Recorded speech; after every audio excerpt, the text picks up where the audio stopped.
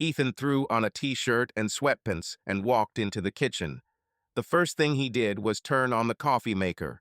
The aroma of fresh coffee soon filled the small kitchen of their cozy home. He and Lauren had bought the house 7 years ago, when their daughter Grace was just a few months old. The small, one-story, ivory-colored house with a green lawn in front of the entrance was located in a quiet neighborhood in South Minneapolis. Families like him lived around it. In the mornings, parents went to work from here, and children went to school. Ethan opened the refrigerator and took out a carton of milk. He checked the date on the package and thought that he would have to stop by the supermarket. That evening the milk was running low and there was little bread left. Small household things always swirled around in his head in the morning, helping him wake up and get ready for the day. He poured himself a cup of coffee, added milk, and took the first sip. The coffee was hot, burning the roof of his mouth, and Ethan cursed quietly to himself. He usually drank coffee with Lauren, but she woke up a little later. Until 7, he could enjoy the rare minutes of silence alone with himself. However, after a few minutes, the silence was broken by the light steps of her daughter. 8-year-old Grace appeared in the kitchen doorway, wearing pajamas with a cartoon pattern. She rubbed her eyes with her fists and yawned. "Hey, sunshine," Ethan said quietly, smiling. "Why are you up so early?" Grace shrugged and walked across the tiled kitchen floor to her father, wrapping her arms around his waist. Ethan stroked her dark blonde hair gently. She looked like him, with the same brown eyes and stubborn jaw, though she definitely got her smile from her mother. "I don't know, I just woke up," Grace answered sleepily. "Can I have some cereal?" "Of course. Just wait a minute," he nodded. Ethan took a box of cereal from the shelf and emptied it into her favorite green bowl with a picture of a bunny on it. Grace sat at a small table in the corner of the kitchen, swinging her legs in the air. He poured milk into her bowl and pulled it closer. "Thanks, Dad," she said, already starting to crunch on her cereal. "What are you having for breakfast?" "I'll just have coffee for now, then maybe I'll make some toast," he replied, sitting down next to his daughter. He had no appetite at this early hour, although he usually had breakfast with his family by 7:30. "How did you sleep?" Grace shrugged and looked at her breakfast, clearly not fully awake yet. Ethan watched her and felt the familiar wave of tenderness. These moments were worth getting up early for. "It looks like it's going to be a warm day today," he noted, glancing at the thermometer outside the window. The red mercury line there was rising to 20 degrees Celsius, promising a hot summer day. "Maybe we'll go to the park this evening after work, take a walk, have some ice cream." Grace nodded, the corner of her lips smiling. The prospect perked her up a little. Summer walks with the whole family were a tradition. There were footsteps behind her. Lauren entered the kitchen. She was wrapped in a light robe over her nightgown and stretching. Her face still bore traces of sleep. Seeing her husband and daughter, she tried to smile, but it came out tired. "Good morning," she said quietly, walking to the coffee maker. Ethan noticed that there were dark circles under his wife's eyes. "Hi, Mom," Grace looked up from her bowl. "Good morning," Ethan responded, watching his wife pour herself coffee. "You're up early today." "Yes, I couldn't sleep," Lauren answered briefly and turned away, taking a sip of coffee without sugar, just as she liked. There was silence.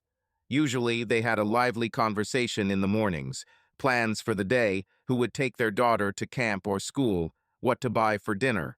But today Lauren was clearly not in the mood. Ethan noted her detachment. This had happened often in recent weeks. She could withdraw into herself for no apparent reason. Sometimes she would cite fatigue or a headache. He, mindful of her stressful job, tried not to press.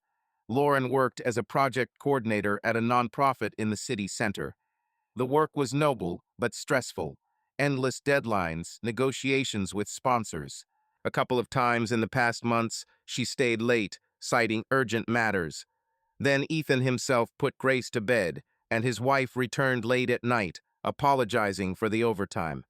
"Are you taking Grace?" Ethan broke the silence.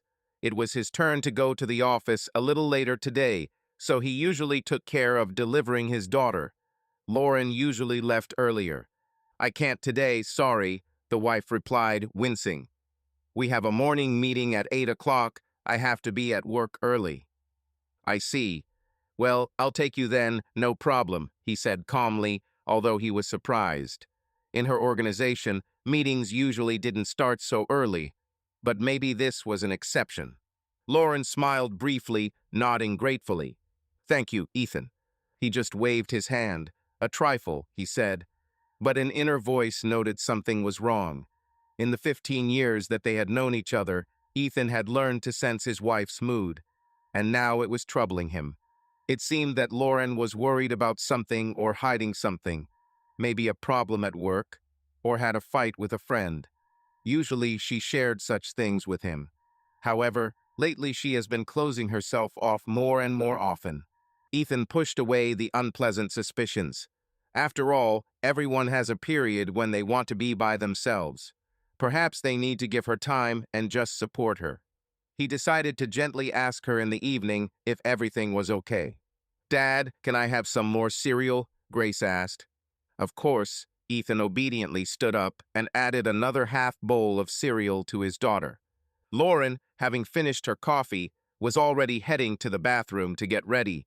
While she was busy, Ethan quietly said to his daughter, "Let's be especially good today so as not to upset Mom. She's having a difficult day." Grace nodded seriously. She was a sensitive child and felt the tension too. "Okay," she whispered. An hour later, the house was alive with life. Lauren was dressed in her usual office attire, a crisp blue blouse, pencil skirt, and a thin necklace. She didn't wear much makeup, just enough to hide her tiredness. Ethan ironed his shirt and put on pants, preparing to leave for work later. He was an engineer at a medical device company in a tech park on the outskirts of Minneapolis. The flexible schedule allowed him to occasionally adjust to his family's needs, which was something he valued about his job. At 7:30, Lauren was getting ready to leave. Usually she kissed both her husband and daughter before leaving. Today she only kissed Grace on the top of her head. "I'll try to be here earlier this evening," she said, avoiding looking her husband in the eye. "I love you." "And we you," Ethan answered automatically. He stood in the doorway and watched his wife hurry to her car. She didn't kiss him goodbye, didn't hug him, just waved as she got into her silver Toyota sedan. Soon the car disappeared around the corner. Ethan stood on the porch for a few more seconds, feeling a strange heaviness in his soul. Then he returned to the house, where his daughter was waiting for him with her backpack at the ready. He pushed away his anxious thoughts and smiled at her. "Ready, sunshine? Let's move out." Grace nodded happily. She loved it when her dad drove her. They would turn up the music and sing along on the way. The car pulled smoothly out of their quiet street and onto the wide avenue. The morning sun gilded the tops of the maple trees along the road. The city was waking up ahead. Ethan turned on a cheerful song on the radio, and Grace clapped her hands, recognizing the tune. "Louder," she asked, and her father turned up the volume. The singer's voice filled the salon, and they both joined in the chorus. Ethan smiled, glancing at his daughter's glowing face in the mirror. The morning had started out uneasily because of Lauren's mood, but now, seeing Grace's joy, he pushed away the gloomy premonitions. A new day lay ahead of them, and he hoped that it would bring only good things. He was yet to find out that this routine was about to change forever. That evening, Ethan made sure to leave work early to fulfill his promise to take his daughter to the park. At the office, his thoughts kept returning to his wife's strange mood that morning. He even tried to text Lauren a couple of times to ask how she was, but he held back, deciding not to distract her. By 4 o'clock in the afternoon, he was already behind the wheel, heading first to the city summer camp where they had signed Grace up for June. In the back seat was a container of her favorite strawberry ice cream, which he had managed to buy on the way. When Ethan picked up his daughter, the camp counselor noticed that Grace was quieter than usual today. The girl clearly sensed the atmosphere at home this morning. Ethan thanked her for her concern and promised to keep a closer eye on her. Instead of the planned park, he and Grace went to a playground near the house, a small park with swings and slides. The girl quickly had fun, sliding down the slide and playing in the sandbox. Ethan sat on a bench, watching her and trying to distract himself from his anxious thoughts. He replayed the morning conversation in his head, the sudden early meeting, his wife's tired look, her detachment. It was all unlike her.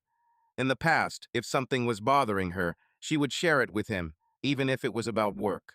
Perhaps now it really was just work. The workload could have increased, a new project, difficult donors.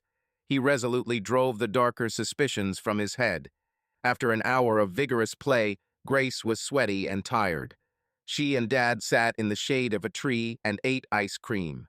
By now the sun was setting in the west, mitigating the heat. Grace chattered away, telling her about the crafts they had done at camp that day. Ethan listened with half an ear, nodding and agreeing. He was mentally planning what to make for dinner. Lauren usually did the cooking, but today it seemed like it was his turn. He texted his wife, "Grace and I are already home. Will you be home soon?" The answer didn't come right away. Only when he and his daughter were walking back to the car, the phone in his pocket vibrated. Ethan unlocked the screen and read a short message. "I'm running late. I'll be late. Don't wait for dinner." He frowned. This was the second time this week that Lauren had stayed late. Last time she had explained it away as a rush job before the report, and Ethan hadn't objected. But now he felt uneasy. The morning meeting, now the overtime. Well, maybe that was the reality of her job, he thought, trying to calm himself. He replied, "Okay, be careful. Love you." There was no dial indicator for a while. Then she wrote, "And you." Somehow dry, without the usual smileys or kisses that I always used to put. On the way home, he and Grace stopped at the supermarket. The girl helped push the cart while her father picked up groceries: milk, bread, pasta, fresh vegetables for a salad, chicken breasts for dinner. At the checkout, Ethan paid with a card, joking with the cashier about the weather as usual. Returning home, he immediately started making dinner. He turned on the oven to warm up for the chicken, cooked pasta. Grace, meanwhile, watched cartoons in the living room, periodically running out to him in the kitchen with questions about food. When the clock was already around 8 o'clock, dinner was ready. The baked chicken smelled deliciously of rosemary and garlic. Grace sat down at the table and began to eat pasta with pesto sauce, smiling with pleasure. But Ethan, glancing at the door, kept expecting to hear Lauren's footsteps. As a rule, she tried to be home for dinner, especially for her daughter. But time passed and his wife did not show up. Around 8:30, after putting their daughter to bed, Ethan dialed Lauren's number. The beeps continued, but there was no answer. He left a voicemail asking if everything was okay and that they were waiting for her. Anxiety was growing in his soul, although he tried to calm himself. Perhaps the meeting was running late or her phone was dead. In any case, she wrote that she would be late. It was getting dark outside. The summer evening brought long shadows and the chirping of crickets in the grass. Ethan cleared the table, loaded the dishwasher, and wiped the countertop. Usually, he and his wife did these chores together, one cooking, the other cleaning. Today, everything fell on him, but it didn't bother him. What worried him more was the unknown. Where was Lauren now? Why wasn't she answering? Around 10 o'clock, he heard a car pull up to the house. Ethan looked out the living room window. His wife's silver Toyota had stopped at the curb. He saw Lauren get out of the car. She was walking a little unsteadily. Has she been drinking? He wondered to himself. That was rare. She might have a glass of wine at a company party, but that was all. His heart sank. Something was clearly wrong. He heard Lauren insert her key into the front door. Ethan stood in the hallway, trying to keep his composure. When his wife entered, he saw that her cheeks were pink, and there was a strange look in her eyes, a mixture of tiredness and some kind of excitement. The air smelled of expensive perfume, not the one she usually wore. Ethan noticed it immediately. "Hello," he said quietly. "How are you? I was worried." Lauren jumped, not expecting to see him in the hallway. She froze, then put her bag on the floor and with difficulty took off her low-heeled shoes. "Hello," she repeated. "I'm sorry it happened." What happened? Ethan frowned, looking at his wife. Her hair was slightly disheveled. Her lipstick was almost completely worn off. She seemed to be upset about something. Have you been drinking? Are you okay? She ran her hand across her forehead, tucking a strand of hair behind her ear. After work, my colleagues and I went to a bar, to celebrate the end of a project, she said quickly, not meeting his gaze. I must have had a little too much to drink. That's why it's late. Sorry, I didn't answer right away, my phone died. The words sounded coherent, but somehow unnatural, as if the excuse had been prepared in advance. Ethan's insides clenched. He did not answer right away, trying to comprehend what he had heard. I see, okay, it happens to everyone, he said slowly, watching her. Have you had dinner? No, I don't want to, Lauren answered quickly. I'm very tired, I'll go straight to bed. She picked up her bag from the floor and headed down the hallway to the bedroom. Ethan watched her go, feeling a chill spread through his soul. Something was deeply wrong.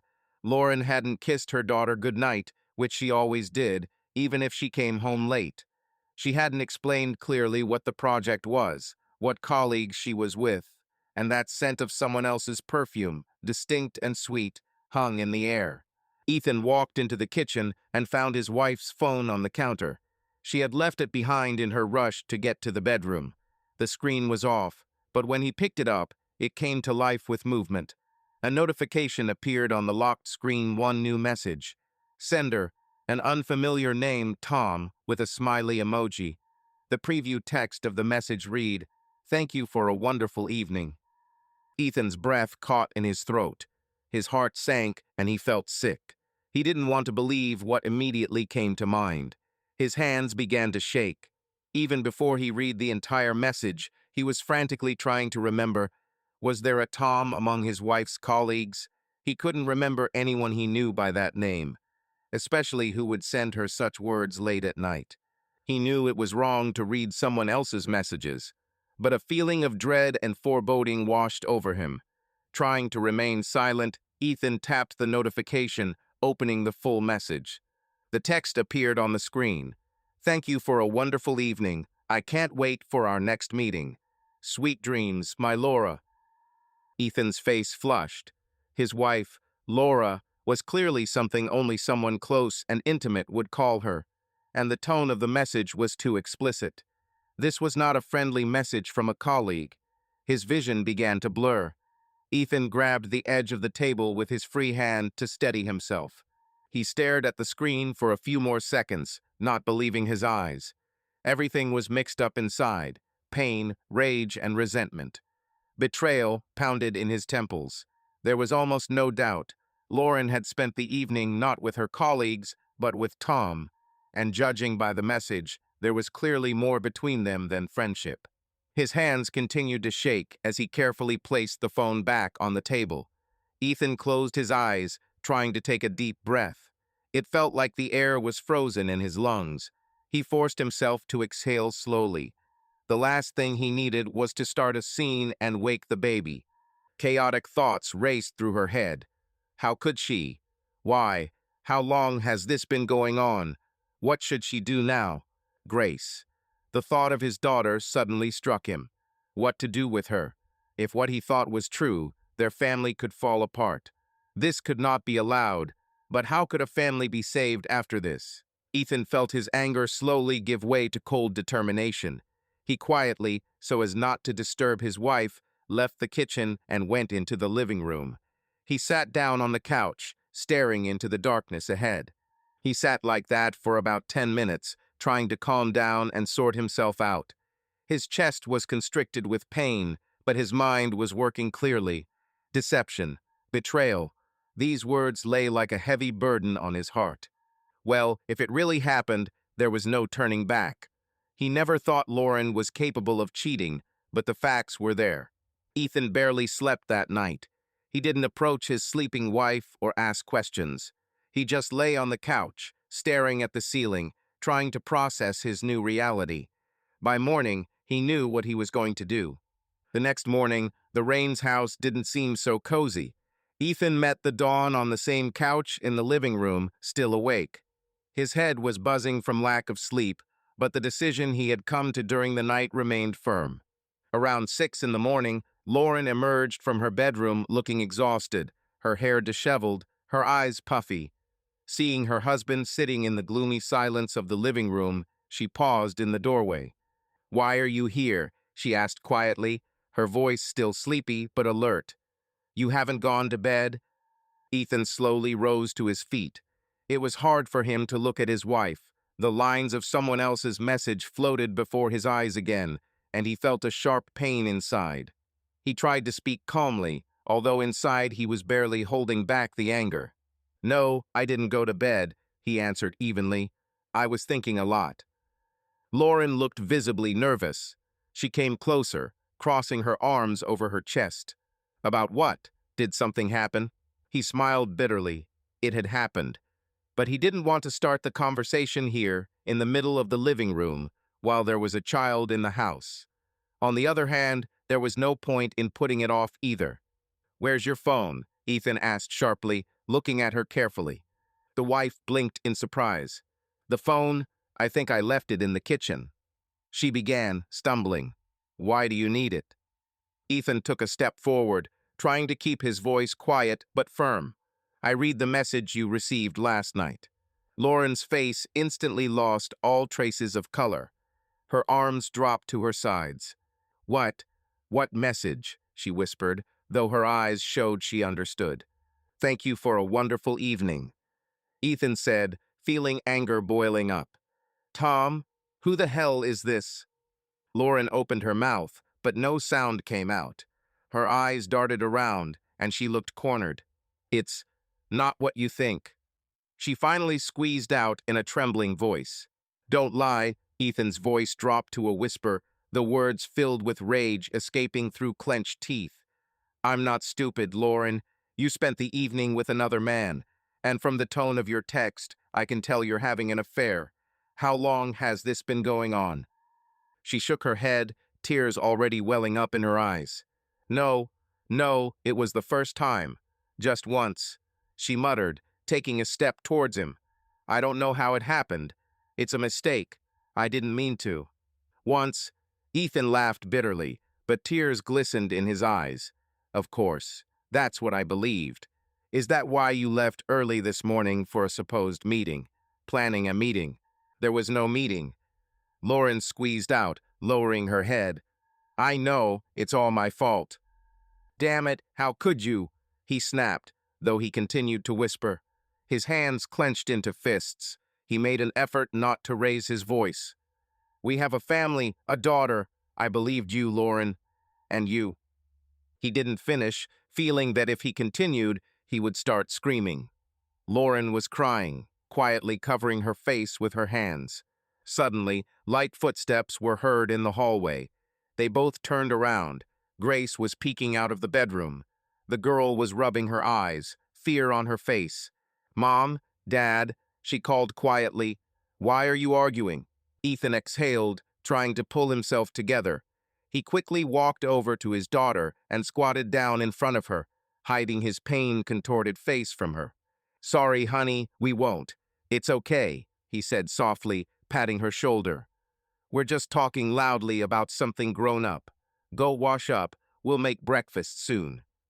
Grace looked at him incredulously, then at her mother, who stood to the side, wiping away tears with the sleeve of her pajamas. "Mom?" she called out, confused. Lauren hurried over to her daughter and hugged her, although she continued to blink her eyes in bewilderment. "It's okay, Gracie," her mother whispered, kissing the top of her head. "Go wash up and change, sunshine." The daughter hesitated for a few more seconds, then slowly turned around and went into the bathroom, looking over her shoulder at her parents. As soon as the bathroom door closed, Ethan spoke quietly but firmly, looking straight at his wife. "It's the end, Lauren. You've made your choice." She turned even paler, if that was possible. She took a step towards him, holding out her hand. "Ethan, please, don't say that. Let's talk about it. This was a terrible mistake. I was out of my mind. But we can fix it. We have a daughter, our family." "There's no more family," he said, his voice heavy with pain. "You destroyed it. How can I trust you after that?" "It won't happen again, I swear," Lauren cried out in despair, but then bit her lip, lowering her voice so her daughter wouldn't hear. "Let's go to a family psychologist, I don't know. Any option, just don't leave us. I I love you." Her eyes were full of tears. Previously, such a confession would have made his heart tremble, but now the words seemed empty. Ethan felt only emptiness inside. "If I loved you, I wouldn't be in bed with someone else," he replied coldly. "No, Lauren, I'm not going to fix anything. Betrayals aren't fixed, they're paid for." She continued to cry. He turned away, struggling with himself. Pity tried to break through in his soul at the sight of her despair. But then he remembered the text of the message, imagined what they did last night, and pity was replaced by disgust. "I'm filing for divorce," Ethan said almost calmly, looking out the window. "Today." Lauren seemed to be petrified. She was silent, only large tears rolled down her cheeks. The water was running in the bathroom as Grace washed herself, unsuspecting. Are you sure?" Lauren finally managed, her voice breaking. "Maybe we should take a break, and you can think about it." "I've thought it all through," he said firmly, looking up at her. "You betrayed me. I have no desire to try to mend what's been broken. For Grace's sake, we'll try to be civilized, of course, but our relationship is over here." Each word was hard for him to say, but after saying them, he felt even relieved. This decision was final. Lauren pressed her hands to her chest, her eyes lost. "It's my fault. I'm sorry," she sobbed. Ethan didn't answer. He simply turned and headed to the kitchen to make his daughter breakfast. Behind him, he heard Lauren sobbing almost silently. The rest of the morning gathering passed in tense silence. When Grace returned from the bathroom, her parents tried to look normal. Lauren pretended she was just feeling ill. Ethan made an omelet and toast in silence. He barely looked up at the table. The girl sensed that something was wrong, but was afraid to ask questions. She chatted about her childhood plans for the day, trying to break the silence, but her parents only forced smiles. When it was time to go, Ethan was adamant that he would drive Grace to camp himself. Lauren didn't argue. In parting, the daughter kissed her mother on the cheek. Lauren closed her eyes from this caress, holding back the tears that were bursting into tears. Then Grace ran to the car. Ethan paused at the threshold and looked back at his wife. "I'll call you later about legal matters," he said dryly. He tried not to say the word divorce in front of the child. "Right now, I need to take her and stop somewhere." Lauren realized he meant the lawyer and pressed her hands to her chest as if in pain. But she didn't argue. She just said quietly, "Please be careful, and I'm very sorry." Ethan nodded silently and closed the front door. A few minutes later, he was driving towards the city center. Grace was sitting in the back in a child's seat. She peered at her father's reflection in the rearview mirror and finally decided to ask, "Dad, did you and Mom have a fight?" Ethan's heart sank. He gripped the steering wheel tighter. How to answer? They had agreed not to say anything definitive to the child yet, but they didn't want to lie either. A little," he answered carefully, trying to speak calmly. "Adults sometimes quarrel, but it's not because of you, do you hear? It's not your fault." Grace nodded seriously, but there was worry in her eyes. "Will you make peace?" she asked quietly. Ethan opened his mouth, unsure of what to say. He didn't want to give false hope. It was too cruel to tell the truth right now. "We'll try to make sure everything goes well," he said evasively in the end. The girl did not ask any more questions and turned away to the window. Ethan parked at the high-rise building where the camp was located and walked his daughter inside. He smiled as hard as he could and hugged her longer than usual as he left her with the caregivers. Grace gave him a big goodbye hug, too. When he returned to the car alone, the smile instantly disappeared from his face. He pulled out his phone and opened a search engine to find contacts for divorce lawyers. For the first time in his life, he was going to have to hire a lawyer. The thought of it gave him a pang in his chest. He never thought a marriage would end like this. Half an hour later, he was sitting in the waiting room of a small law firm in downtown Minneapolis, waiting to meet with a lawyer to begin divorce proceedings. The air conditioning in the lawyer's office reception area was on full blast, and Ethan shivered after the hot outside air. He sat on a hard chair, clutching a folder of documents, a marriage certificate, his daughter's birth certificate, bank statements. The lawyer had told him on the phone to bring everything he might need to begin the divorce process. I can't believe this is happening to me, Ethan thought, looking around the austere office. Diplomas hung on the wall, real estate magazines lay on the table.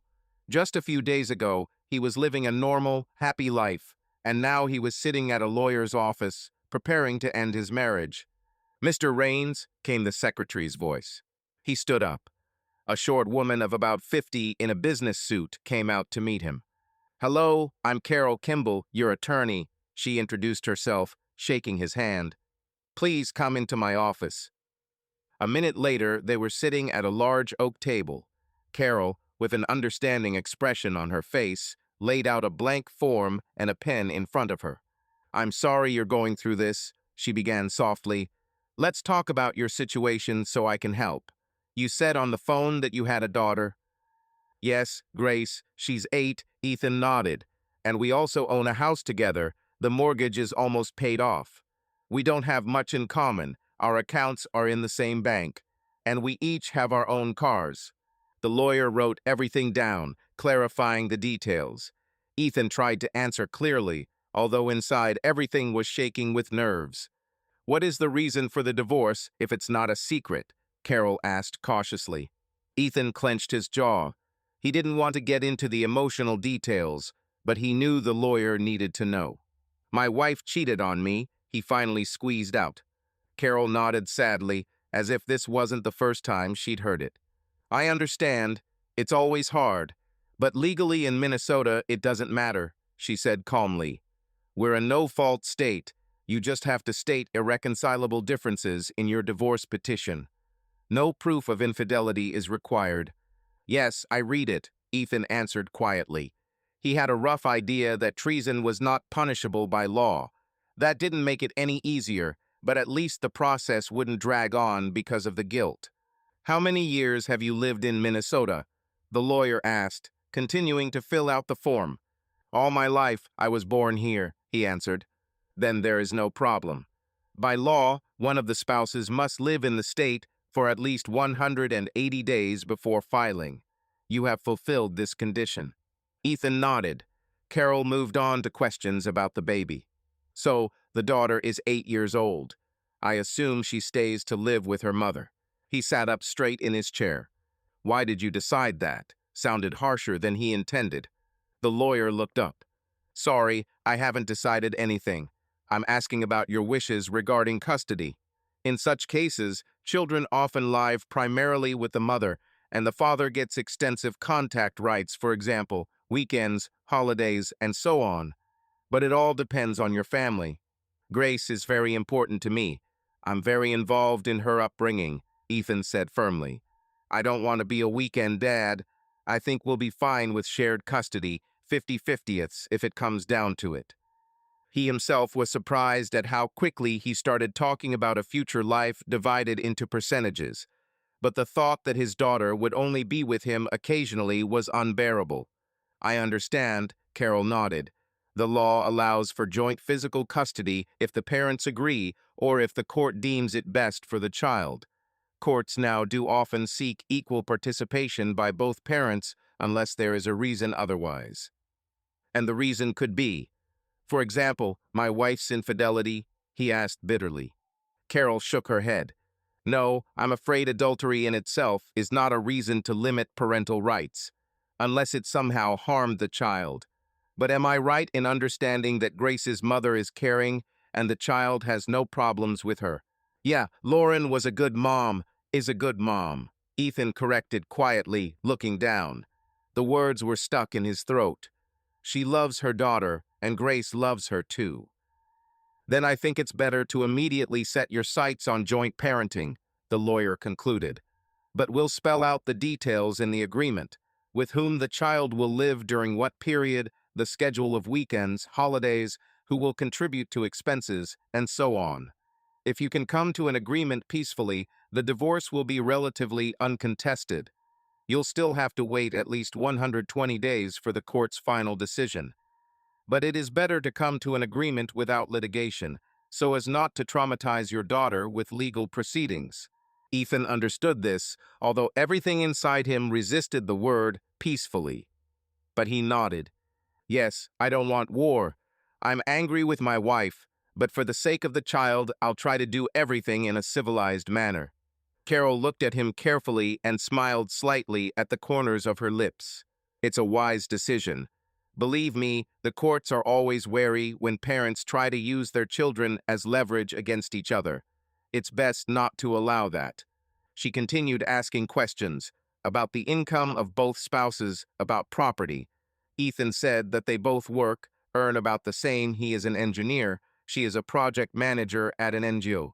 Both cars are almost paid off. There is little savings, and the property is a house.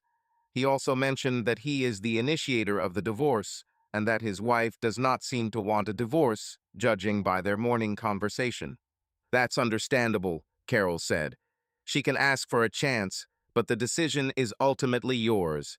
If you insist, she won't be able to stop the process. By the way, you didn't mention, did you have a prenuptial agreement? No, there wasn't, Ethan shook his head. So, we'll divide the property according to Minnesota's equitable division law. Most often, everything is divided roughly in half, unless you agree otherwise. Ethan sighed. The house he built with his wife.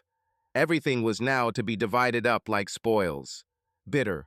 The last important point, the lawyer added, since you have a minor child and a custody issue, you will most likely need to attend mandatory courses for parents in divorce.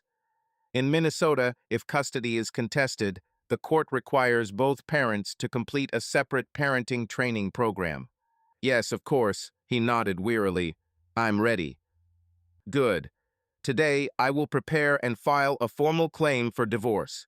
Within a few days, the documents will be sent to your wife. Once served, she will have 30 days to respond to them. Ethan listened, trying to remember it all, but his head was spinning a little. He left the office a little over an hour later, holding a copy of his application. Lauren had to receive the documents officially, either by courier or in person, as the lawyer advised. Stepping outside, he squinted against the bright sunlight. Life around him went on as usual. Passers-by rushing about their business, cars honking at traffic lights. And for him, everything had collapsed. But at least the first step had been taken. On his way home, Ethan stopped by his office to pick up his laptop and notify his boss about his unscheduled time off. When his colleagues asked, he gave no explanation, citing family circumstances.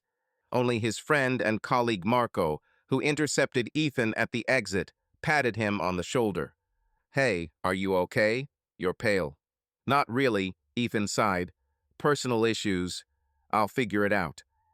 Marco shook his head sympathetically. Hang in there, buddy. Call me if anything happens.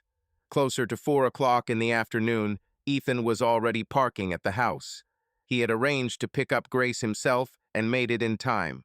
The girl ran out to meet him joyfully, unaware of the storm that was happening in her parents' lives. As he pulled up to the house, he felt a sudden lump in his throat. He needed to somehow interact with Lauren. Silence greeted him at the door. Mom, we're home, Grace shouted loudly, kicking off her sneakers in the hallway. There was no answer. Ethan walked into the living room, where Lauren was sitting on the couch. She looked up, looking even more depressed than she had this morning. She must have taken at least a day off from work after their conversation. Her eyes were puffy, as if she had cried a lot. Hello, she said hoarsely. Hi, Ethan said hesitantly, suddenly feeling awkward and confused. Lauren was the first to look away and asked quietly, Have you been to see a lawyer? Ethan nodded, shrugging off his jacket and throwing his keys on the nightstand. Grace ran off to her room, probably to change and play, sensing the tension of the adults. Yes, there was, he answered briefly. The wife exhaled loudly, closing her eyes, as if gathering her courage. "So what now?" she asked barely audibly. "The process is now underway," Ethan said quietly. "You will receive official notification in the coming days." Lauren clutched the edge of the blanket on the couch and nodded, looking at the floor. A tear rolled down her cheek. "It's my own fault," she whispered, and her voice broke. Ethan leaned against the wall, crossing his arms. He didn't want to hear more apologies. It had already been said. "We need to think about how to live on," he said after a pause, trying to speak in a neutral tone. "I mean, while the divorce is going on, where we'll live, how we'll take care of Grace." "Yes, of course," she exhaled convulsively, wiping her eyes with the back of her hand. I want her to be in as little pain as possible." "Our wishes coincide there," he responded dryly. "I told the lawyer that I want joint custody, equal time with my daughter." Lauren looked at his face with fear. You'll take Grace away from me for half the time." "Grace is both of ours," Ethan said harshly. "She'll have two families, basically. It'll be fair." Lauren covered her face with her hands. "Oh God, I never thought it would come to this. I'm sorry," she sobbed. Her shoulders shook. Ethan, feeling that the beginning hysteria threatened to spill over into loud sobs, said hurriedly, "Calm down. She needs you. Pull yourself together for her." He spoke more firmly than he felt. It was hard for him too, but now it was important not to fall into another round of mutual reproaches. Lauren took several deep breaths, trying to hold back her tears. "I'm sorry," she whispered again. "I just can't believe it." Ethan was silent. Warm evening light poured through the living room window, painting the room in golden hues. These walls remembered 10 years of their life, quarrels over trifles and laughter and children's cries and reconciliations. Only there would be no more reconciliations. "I think, for now," he began, breaking the prolonged silence, "it would be better for us to separate, at least temporarily." Lauren looked at him warily. "Do you want me to leave?" she asked quietly. "Or I'll leave," he responded. "It's just hard to live under the same roof right now, and this tension won't do my daughter any good." She nodded in agreement. "Probably. Yes. I can move in with my sister for now. She lives in St. Paul, not far away. If you don't mind, Grace will stay with you these days in the house. I'll come to her every day." Ethan was a little surprised that Lauren herself suggested leaving her daughter with him for the time being. Apparently, she felt guilty and was ready to back down. "Okay," he said slowly. "I guess that's best. I haven't decided about the house yet. We'll decide later whether to sell it or what. But that's not the point now." He suddenly realized that he was talking about these things as if they were a business project, detachedly, as if it were someone else's life. But otherwise, he was afraid of breaking down. Lauren asked sullenly, "Will you tell Grace? Why all this?" The question caught him off guard. He hadn't yet decided what exactly to tell his daughter. Their children's book about family didn't have a chapter on when mom cheated on dad and the parents got divorced. "I don't know," he admitted. "Psychologists advise not to give details, only that mom and dad can no longer live together, but they both still love her. Something like that. We should explain this to her together." Lauren pressed her lips together, on the verge of tears again, but managed to pull herself together. Of course, together," she said, slumping her shoulders. "When?" "Not today," he answered immediately. "Let's prepare. We need to choose the words. Maybe tomorrow or the weekend." "Okay," she stood up from the couch, swaying from the weakness that had washed over her. I guess I'll start packing then. I'll take the bare essentials for a couple of days." Ethan simply nodded, feeling a strange combination of relief and pain. Relief that they could discuss practical steps without a fight, and pain that they had to have this conversation. At that moment, Grace ran into the room with a drawing in her hands. She looked at her parents doubtfully. "Mom, are you crying?" the daughter asked, noticing her mother's red eyes. Lauren tried to smile. Everything is fine, my dear. I just have a slight headache, she replied. Grace turned her gaze to her father. Ethan managed to force a calm expression on his face. Mom's going to be at Aunt Lisa's for a couple of days, he said softly, squatting down to be at his daughter's eye level. She's got some business there. You and I will be alone. The girl frowned in surprise. Mom, are you leaving? Why can't I go with you? Honey, it won't be for long, Lauren quickly replied. I really need to help Aunt Lisa. You like spending the night with your dad, right?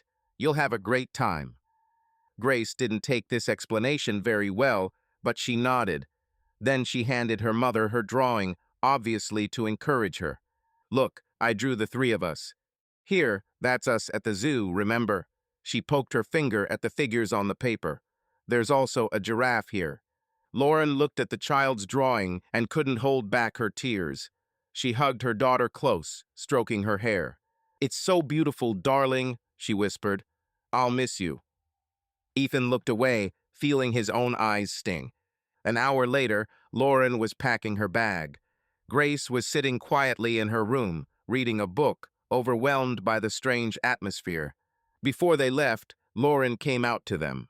She had changed into jeans and a t-shirt and slung her bag over her shoulder.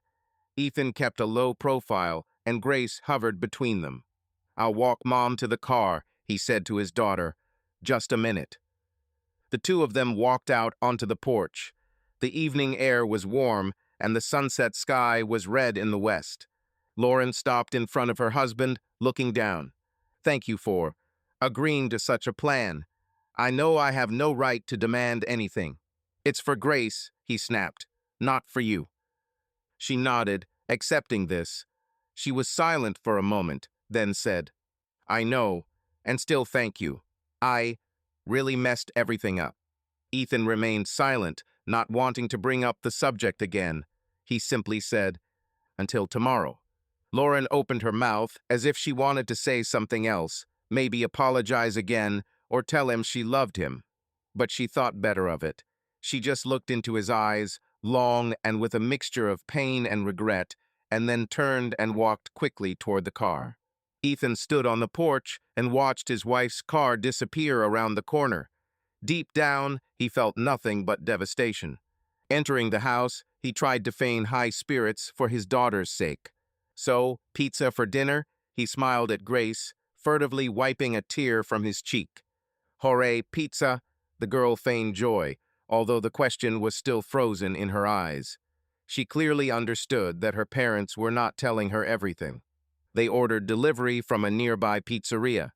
During dinner, they talked about trivial things about cartoons, about the neighbor's kitten, about how Grace's day had gone. The girl tried to look cheerful, but from time to time her gaze became serious and thoughtful. When it was time to go to bed, Grace suddenly asked, Dad, can I sleep with you tonight? She used to do this sometimes when she was younger, if she had a nightmare or was sick. Ethan realized that his daughter was worried about the change. Of course, dear, he answered quietly. Later, after he had laid her down next to him on the marital bed, now just his bed, he stared at the ceiling for a long time, listening to Grace's regular breathing as she fell asleep. His heart ached. The past day had completely destroyed their previous life. But a new reality awaited them ahead, in which all three of them had to learn to live anew. The next few days passed in a daze. Lauren was staying with her sister, coming over every night to see her daughter, and leaving early in the morning. Ethan took a week off from work to be with Grace and take care of immediate issues.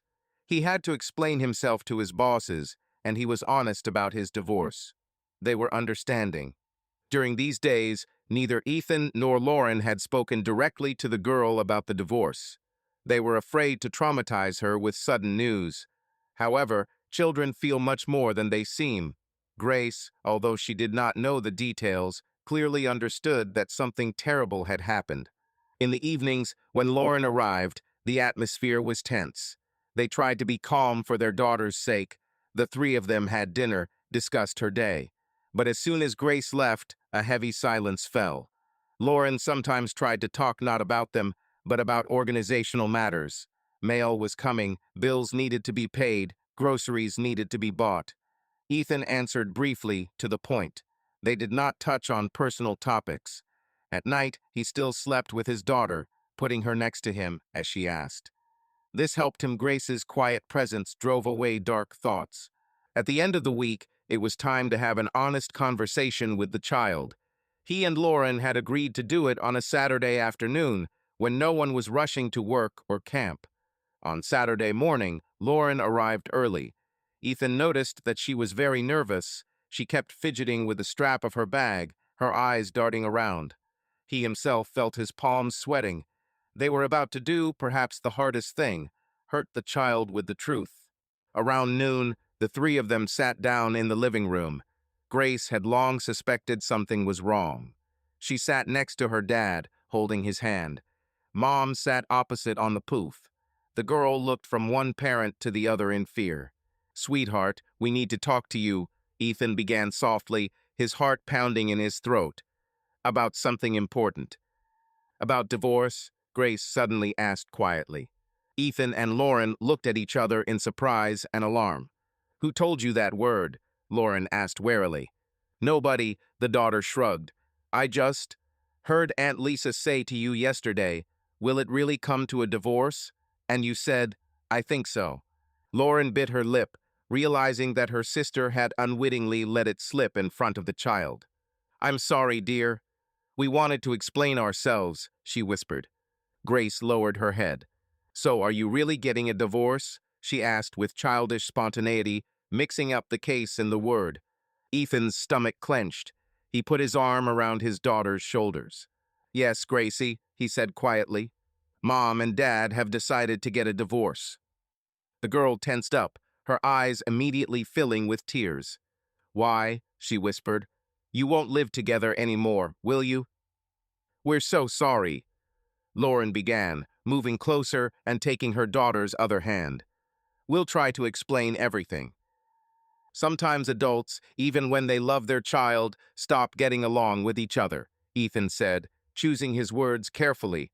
"My mother and I tried very hard to be a good family, but we had big problems in our relationship, and we decided that living separately would be better than constantly arguing." "We don't want to fight in front of you, honey," Lauren continued softly. "It's not your fault. That's important to understand. This is just between me and Dad." Grace was already crying, though quietly. Tears were streaming down her cheeks. She pulled her hands away and hugged both her parents at once, as far as she could reach. "No, please." She sobbed. "No divorce. I want us to live together. I will behave well. Please." Ethan's tears welled up too. He hugged his daughter tightly and felt Lauren lean in and pull them both into her arms. For a few minutes, the three of them just cried, huddled together. Finally, Ethan tried to calm his daughter down a little by stroking her back. "I know it's very sad, darling," he whispered, "but unfortunately, that's how it is. Mom and I can't be husband and wife anymore, but we'll always be your mom and dad, you understand? That will never change. We both love you, just like we always did," Lauren added, wiping the tears from her daughter's face with her sleeve. "We'll just be apart now, but you'll be able to see both of us." "Can I live with both my mom and dad?" Grace asked plaintively, looking into her parents' faces. Ethan blinked, holding back another wave of tears. "You'll spend time with both mom and dad, honey," he said. "We're just trying to work out that you'll spend half your time with one and half your time with the other." "There will be two homes where you are always welcome," Lauren added, trying to smile through her tears. "For example, part of the week with Dad, part with me. And all three of us will definitely spend time together sometimes if you want. Go to your school performances, celebrate birthdays. It's just that Mom and Dad won't be husband and wife anymore." Grace listened, trying to understand. She was 8, old enough to understand that her parents were separating, but too young to accept it calmly. She began to cry again and clung to her mother. "Is it because you were arguing that time?" she asked in a trembling voice. "I heard this morning." Ethan and Lauren exchanged glances. That conversation this morning probably really did scare her.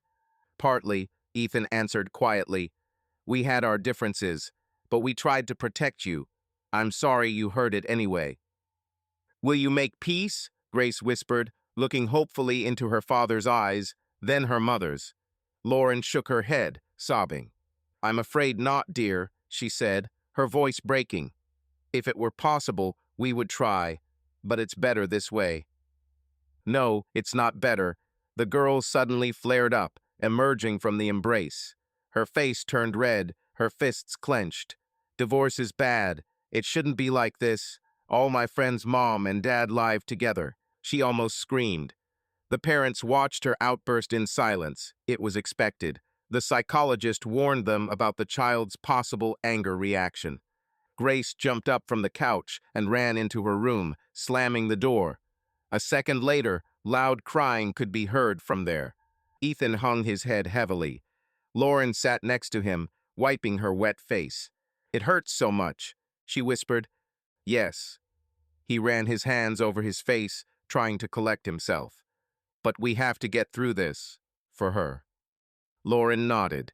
They sat in silence for a few minutes, listening to their daughter's tears spill out into the room. Finally, Lauren said quietly, Do you think it's worth going to see her now? Ethan sighed. Let her vent her emotions a little. Then we'll calm her down together. He stood up and went into the kitchen. He returned with a cup of water and a box of her favorite strawberry shortcake. He glanced at his wife, who was also standing, wiping her eyes, ready to go with him. They knocked softly and opened the door slightly. Grace lay face down on the pillow on the bed, her small shoulders shaking. Baby, Ethan whispered, sitting down next to her and putting his hand on her back. Drink some water. She reluctantly turned her tear-stained face towards them. Mom sat down on the other side of the bed, holding a cookie. Forgive us. Lauren said again, holding out the cookie. Want a cookie? You love them. Grace sat up, rubbed her eyes with her fists, and took one cookie, although she didn't seem to have an appetite. She asked quietly, Have you already made up your mind? Is there no way to change it? Ethan shook his head. We've decided, my dear. We're very sorry, but it's right. The girl lowered her head. I don't want to live in two houses, she muttered. I want to go home, with both of you. Ethan's heart sank, but nothing could be returned. He hugged his daughter, holding her close. You'll get used to it, Gracie, he said warmly. And you know, some things will even get better. Like, you'll have 2 rooms, one here and one in Mom's new house. You can decorate them differently, however you want. And 2 sets of toys, 2 places where you're always welcome. Lauren picked up. Yes, honey, we'll try to make you feel good, and no one will argue, we promise. Grace shuddered and asked quietly, And you don't love each other now? The parents froze. Ethan felt a lump in his throat. What to say? We are no longer husband and wife, he said carefully, but we both love you, and we will take care of you together even though we are apart. The daughter nodded, accepting as best she could. She pressed herself against her dad, tucked her nose under his arm, trying to hide from everything around her. The rest of the day passed quietly. Grace hardly left her parents' side, demanding that they read to her or watch a cartoon together, as if she was trying to take more of this shared warmth in reserve. Ethan and Lauren, having forgotten about their quarrels for a while, worked with their daughter together, feeling, albeit bitterly, a unity of purpose. That evening, when Lauren was about to leave to go back to her sister, Grace burst into tears, begging her mother to stay the night. It took a long time to calm her down, promising that they would see each other again tomorrow. After his wife left, Ethan sat by his daughter's bed for another hour, holding her hand until she fell asleep. He himself barely slept that night. The pain of what they had caused his daughter to suffer never left him for a minute. He knew that time would dull the pain. Children sometimes adapt more easily than adults.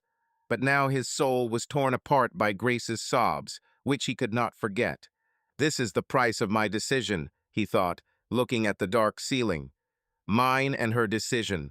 Our responsibility. It was true. Lauren's betrayal had brought them here, but the divorce was also a choice he had made. No matter what, they both had to be responsible for it now, especially to Grace. July was hot and heavy in Minnesota. Almost a month had passed since Ethan and Lauren told their daughter they were getting a divorce.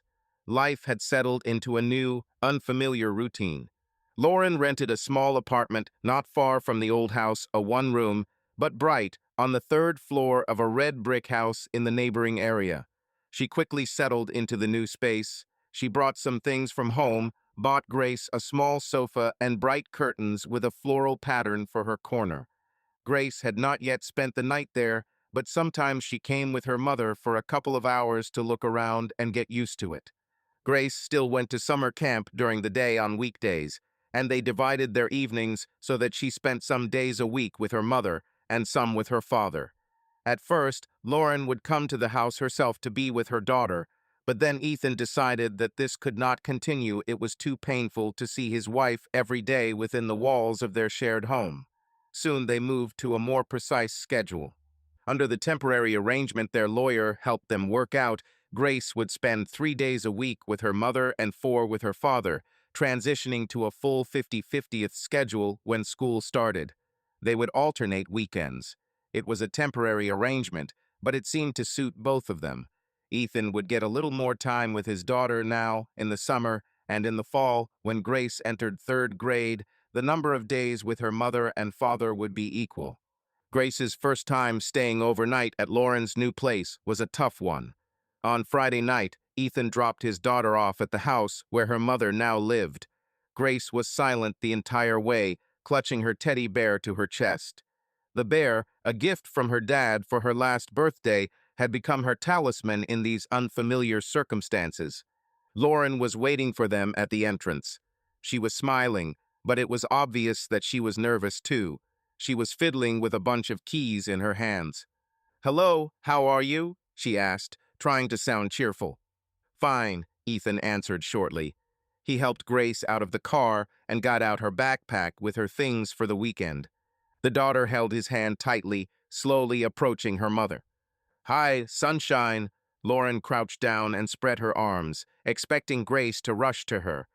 But the girl only slowly approached, burying her face in the teddy bear. Her mother hugged her, and only then did the daughter wrap her free arm around her neck. "Hi, Mom," Grace said quietly. Ethan felt a painful sting as his daughter seemed afraid to let go of his hand. He leaned over and put his arm around her shoulders. "Everything will be fine," he said softly.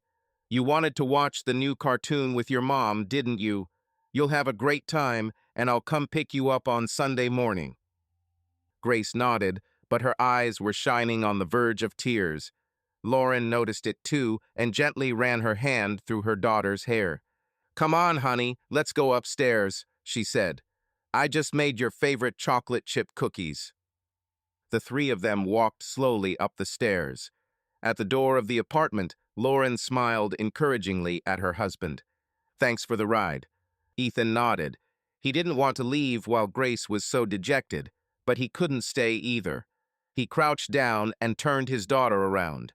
"I love you very much," he said, looking into her eyes. "Have a good time with your mom, okay? I'll call you tomorrow."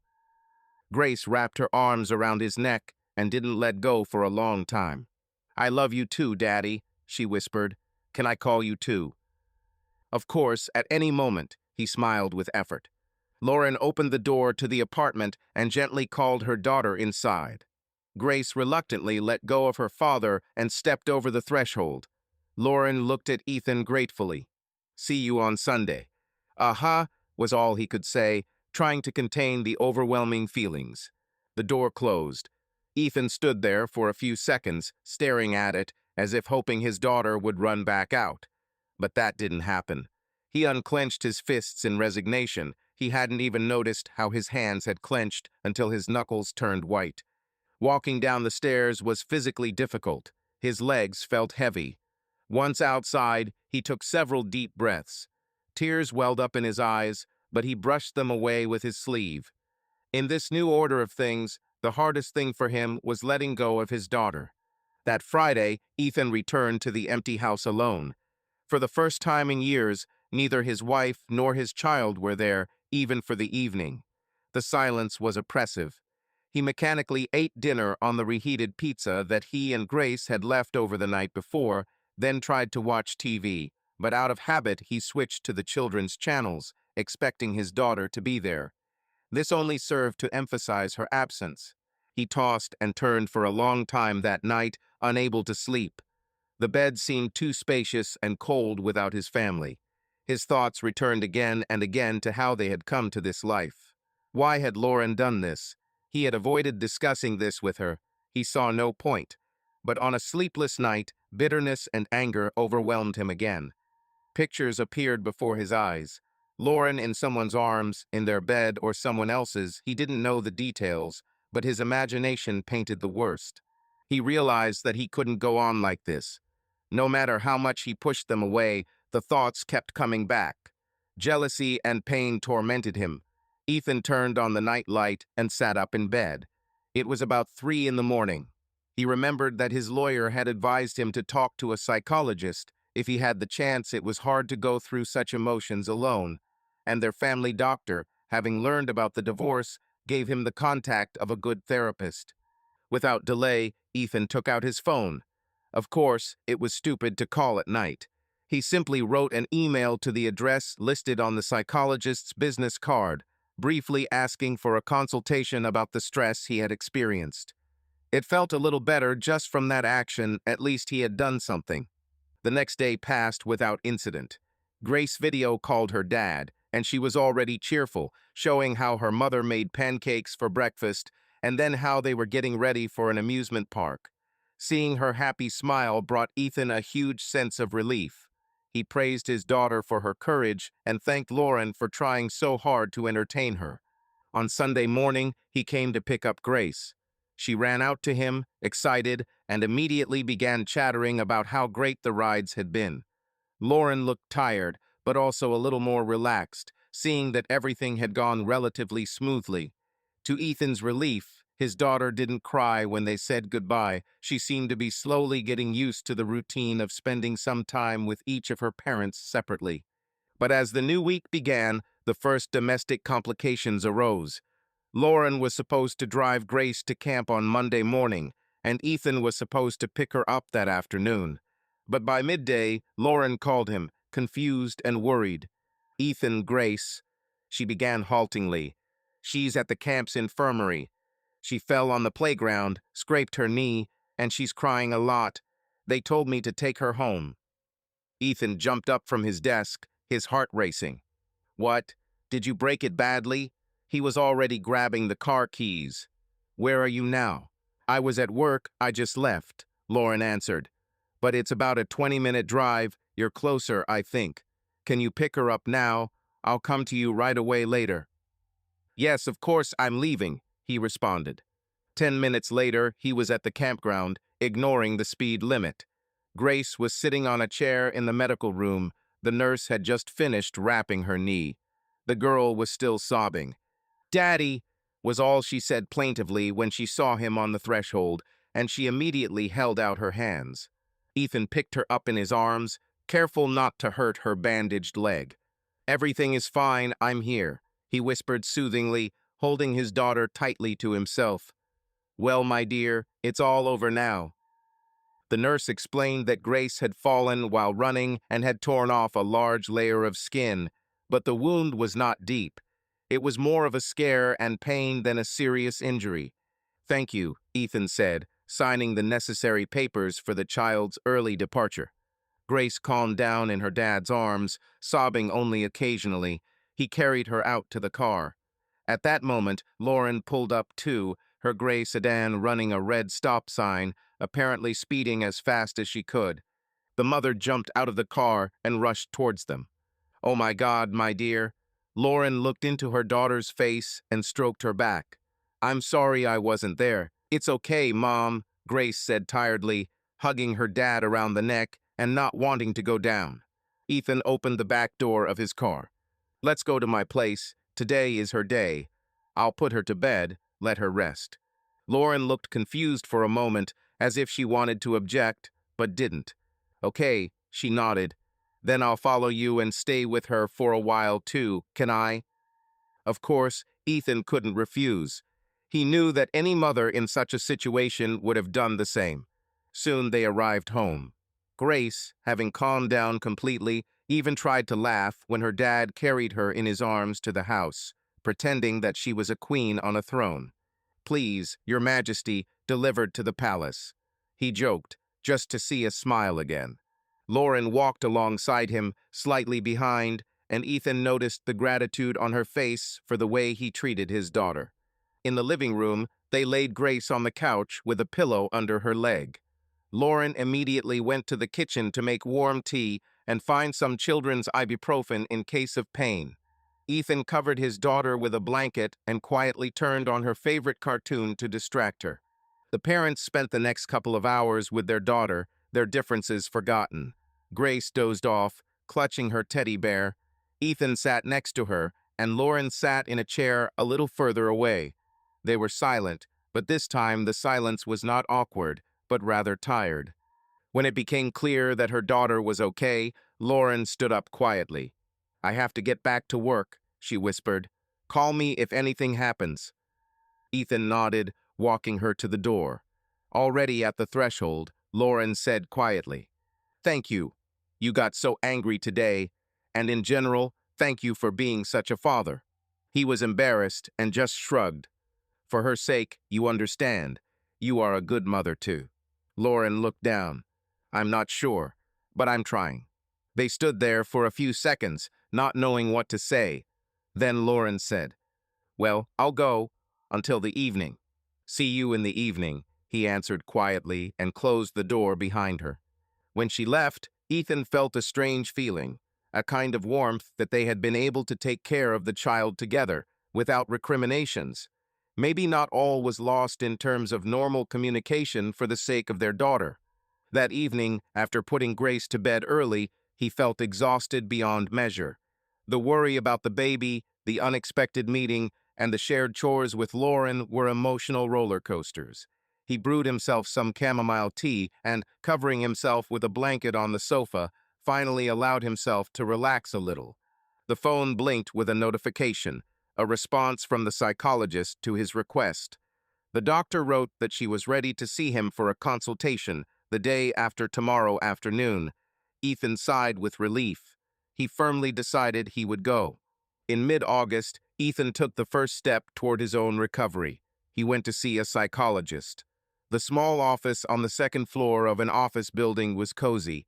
A soft chair, paintings of landscapes, a box of tissues on the table. Dr. Anna Miller, a woman in her 40s, greeted him with a warm smile. "What brings you to me?" she asked softly as they settled in, Ethan in a chair, the psychologist opposite him with a notepad on his lap. Ethan hesitated. He had never had to discuss personal troubles with a stranger before. But there was nothing to be done. He decided to try it himself. I have a crisis in my family," he began quietly, fingering the hem of his shirt.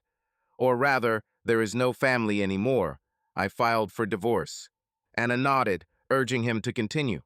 "The reason is my wife's infidelity," he said almost in a whisper, ashamed of the fact itself. "We lived together for 10 years, our daughter is 8. And then, she cheated on me. I found out and everything immediately fell apart." He spoke intermittently, skipping over the words, but the psychologist did not interrupt. She only nodded occasionally and asked leading questions. Gradually, Ethan, without expecting it, told her almost everything. How he saw the message, how he filed for divorce, how they told their daughter. At the same time, his voice sometimes trembled with pain, sometimes broke into angry intonations. To his own surprise, he felt tears welling up when he remembered how Grace had cried. Anna immediately handed him a napkin, not emphasizing his emotions, allowing him to speak. "These are very recent events," she noted softly when he fell silent, exhausted. "A strong trauma for you. Pain, anger, resentment, a natural reaction to the betrayal of a loved one. And plus the responsibility for your daughter, her experiences." "Yes," Ethan said hoarsely. I'm torn. On the one hand, I'm so angry at my wife that I can't stand the sight of her. On the other hand, We have to communicate because of our daughter, and each time it just hurts more, like salt in a wound. You have a hard time coping with these feelings, the psychologist confirmed. Have you told anyone about this? Do you have support from your loved ones? Ethan shrugged. Only a work friend and my mother know in general terms, but I don't want to burden everyone, and what will it change anyway? Anna looked at him with sympathy. Sometimes just sharing is a relief. But yes, I imagine it's hard for you to figure out what to do next. Did you try family therapy or counseling with your wife before the divorce? Ethan shook his head, feeling a bitter flash of guilt and annoyance. No, I didn't give her a chance. Maybe it was in vain. But then, it seemed like there was no other way. I just immediately withdrew into myself and decided to get a divorce. I didn't even want to find out the reasons. The doctor was silent for a moment, writing something down, then asked cautiously, "And now you would like to know these reasons? I mean, is it important for you to understand why your wife did this?" He thought about it. He had been pushing the question away because he was truly afraid of the answer. What if the reason was in himself? Or, on the contrary, what if Lauren had simply fallen out of love? "I don't know," he answered honestly. "Part of me wants to understand where I failed as a husband, and part of me just doesn't want to stir it all up again. But perhaps, for the future, it's useful to know." Anna smiled slightly with the corner of her lips. You know, people often blame themselves for their partner's infidelity. But the decision to cheat is the choice of the one who cheated. You didn't make her. It's not your responsibility. In marriage, both could make mistakes, but cheating is a conscious step to violate the boundaries of the relationship. So don't be too quick to label yourself. It's better to focus on what to do with your anger and pain now. "Yes, I try," he nodded. "But as soon as I see her, or when I'm alone, I imagine them, it's like I'm overwhelmed. I don't want her back, no. But I can't forgive her either." "Forgiveness is not the same as justification," the doctor said softly. "Forgiveness in your case may simply mean letting go of the situation, not allowing it to destroy you from within. You have already made the decision to separate, so the next step is to move on, not allowing the past to control the present." Ethan smiled mirthlessly. "Easy to say." "Nobody said it was easy," she nodded. "But for your own good and your daughter's, it's important that you gradually let go of your anger. It's understandable, but if you get stuck in it, you'll be the one who suffers most." "I understand," he answered quietly. "There are already moments. When we look after our daughter together or discuss some matters, it's as if normality returns for a couple of minutes. But then I remember, and that's it, that bitterness again. It will continue to surface for a long time," the psychologist said. "These feelings come and go. Gradually, the periods of calm will become longer. There are techniques, exercises that will help you cope when it hits. We will also pay attention to this in the following sessions." Ethan nodded in agreement, feeling strangely relieved. An hour ago, he had no idea how to say all this, and now he was discussing a therapy plan. "Tell me," he began hesitantly, "is it worth it? I don't know. For us to go to a joint meeting, me and her, so that I could ask questions." Anna thought for a moment. Family therapy after infidelity is not an easy thing. You are not a couple anymore, are you? More like co-owners in raising a child. If you are both ready to talk openly, you can try a session to achieve forgiveness and understanding. But for this, your wife must also want to come. Have you talked to her about such things? "No," he sighed. "We barely talk, except about grace and everyday life. She asked for forgiveness, but that's all. Maybe a little later, when you both calm down, it will make sense," the psychologist concluded. "But for now, I think it would be better to focus on you. You are my primary concern." "Agreed?" Ethan smiled slightly for the first time in a long time. "Agreed." Walking out onto the sunlit street after the session, he felt broken, but a little lighter in his soul. It turns out that talking about your feelings out loud is not so scary and sometimes even useful. He decided that he would continue going to Anna Miller. Perhaps she would not take away all the pain, but it would be easier to bear this burden. Meanwhile, life went on as usual. Lauren, too, was looking for ways to cope with what she had done. One evening, when Grace was already asleep at her dad's house, she dropped in to visit her sister, with whom she was temporarily staying. Lisa, 3 years older, poured them a cup of chamomile tea in the kitchen. "You're kind of quiet today," Lisa noted, casting a worried glance. "How are you? Is work okay?" "Yes, I try to distract myself at work," Lauren sighed, cupping her hands around her mug. "But as soon as I'm alone, I think about everything again." "Maybe you should see a psychologist too," the sister asked bluntly. "You still blame yourself, I see." Lauren smiled bitterly. "Who's to blame, Liz? I ruined my marriage, traumatized my child. Ethan refused to even listen to me then. I'm probably a monster to him now." "I don't think he thinks you're a monster," Lisa shook her head. "He's angry, yes, but I saw how you coordinated your actions toward Grace when she smashed her knee. You're both parents first and foremost, and I think he values that." "I don't know." Lauren looked at the cloudy golden brew in her mug. "He said he'd never trust me again, and I understand. I don't trust myself anymore." Lisa covered her sister's hand with her palm. "People stumble. The main thing is to draw conclusions. You already realize that you don't want to do this anymore. Now you have to move on somehow. Yes, you cheated. Badly. But you haven't stopped being a good mother or a valuable person. You're not some kind of maniac." Lauren smiled wryly. "Well, thank you for not being a maniac." Both sisters chuckled sadly. Then Lisa became serious again. "Did you think about why it all happened?" "Well, on your part." Lauren looked away. "I think about it every day, and I come up with the same stupid reasons. That I felt unloved, that Ethan didn't notice me. But all of this could have been solved with words, and I chose the most vile path. Maybe it's a midlife crisis, or my selfishness, or I just ruined everything good out of fear that it was too good." Lisa shook her head sadly. "Listen, you definitely need to talk to someone from the experts. Something clearly happened to you for you to do this. Otherwise, you won't understand yourself and you won't forgive yourself." "How can I live if I don't forgive myself?" Lauren whispered, a tear rolling down her cheek. "Ethan will never forgive me, I've accepted that. But if I hate myself, Grace will sense it." The sister stood up and hugged her, allowing her to cry on her shoulder. "You shouldn't hate yourself endlessly. Yes, you made a mistake. Fix what you can. Be a good mom, help Ethan with Grace, take care of her. And try to leave your personal guilt in the past, step by step. Go to therapy, honestly, there's no shame in it." Lauren nodded, wiping her eyes. "I'll think about it. You're probably right. I saw a center for women who've gone through a divorce in the city. Maybe I should go there." "That's a clever girl," Lisa approved. "And one more thing. You said that Ethan didn't even ask about the details of the betrayal. Maybe one day you should.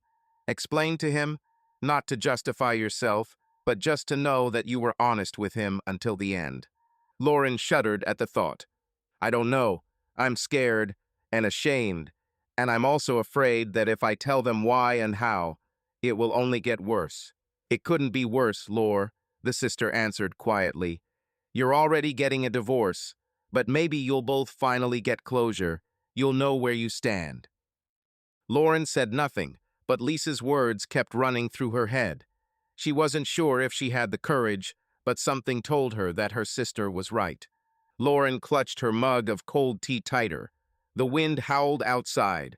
Autumn lay ahead, the first fall season she would face not as a wife, but as a divorcee. It was scary, but it also meant the beginning of a new chapter in her life. A few days later, Ethan and Lauren independently completed another step that became part of their new reality, attending mandatory parenting classes for divorce. Each signed up for the online program at a different time. Ethan sat through an 8-hour webinar called Forever Parents, which talked about the impact of conflict on children and how to build cooperation between ex-spouses for the sake of the child. Lauren took a similar class. It was boring and sometimes trivial, but sometimes useful. Both parents received certificates for completing the course and even exchanged a few neutral jokes about it like, now they've officially learned how to be proper divorced parents. Autumn was approaching. New challenges awaited them. The beginning of school, the finalization of the divorce, the division of property.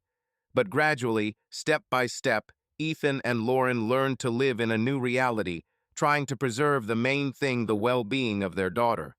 Autumn came into its own. In early September, Grace started third grade. It was a big step for her, a new teacher, new subjects. Ethan and Lauren were worried about how the divorce would affect their daughter's grades and mood. To their relief, the first month passed relatively calmly. Grace seemed to be getting used to her parents living separately. She no longer cried when moving from one house to another, although she sometimes felt sad when finding old family photos or seeing other children with their mom and dad together. The teacher, Miss Perkins, was aware of the situation and kept in touch with both parents. In late September, she invited Ethan and Lauren to a meeting to discuss the girls' progress and problems. It was the first time the two of them had attended a school meeting together since the breakup. Sitting at a small desk in the school classroom, Ethan watched Lauren covertly as she leafed through Grace's notebook of homework. She looked focused and serious.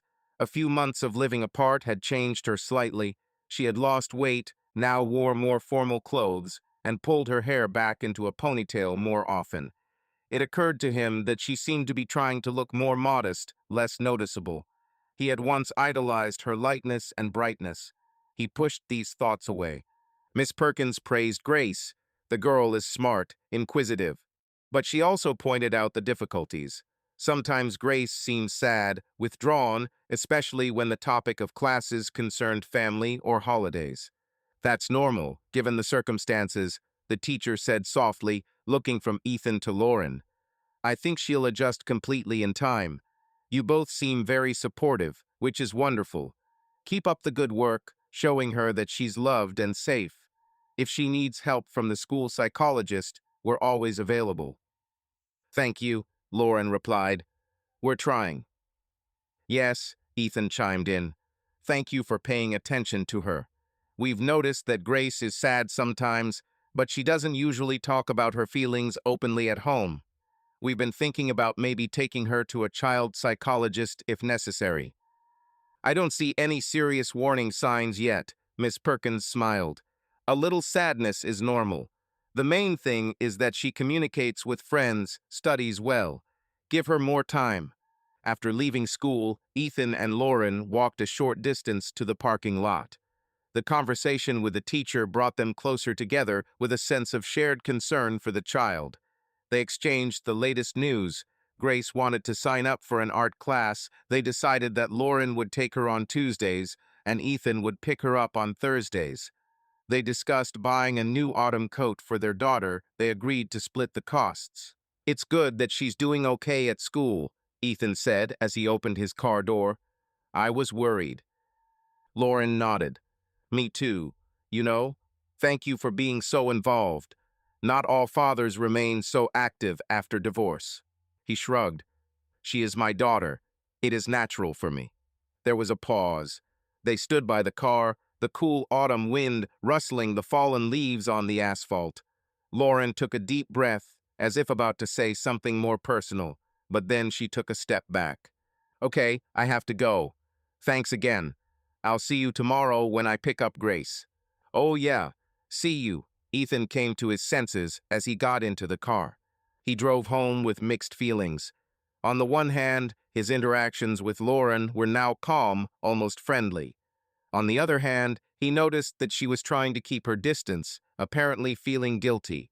However, for now it was easier for both of them. Meanwhile, the legal formalities of the divorce were coming to an end. By October, they had drawn up a final property and custody agreement with their lawyers. The split was surprisingly peaceful. They agreed to sell the family home the following year, and until then, Ethan and their daughter would live there, paying the mortgage and utilities, and after the sale, they would split the proceeds equally. Lauren did not seek alimony for herself.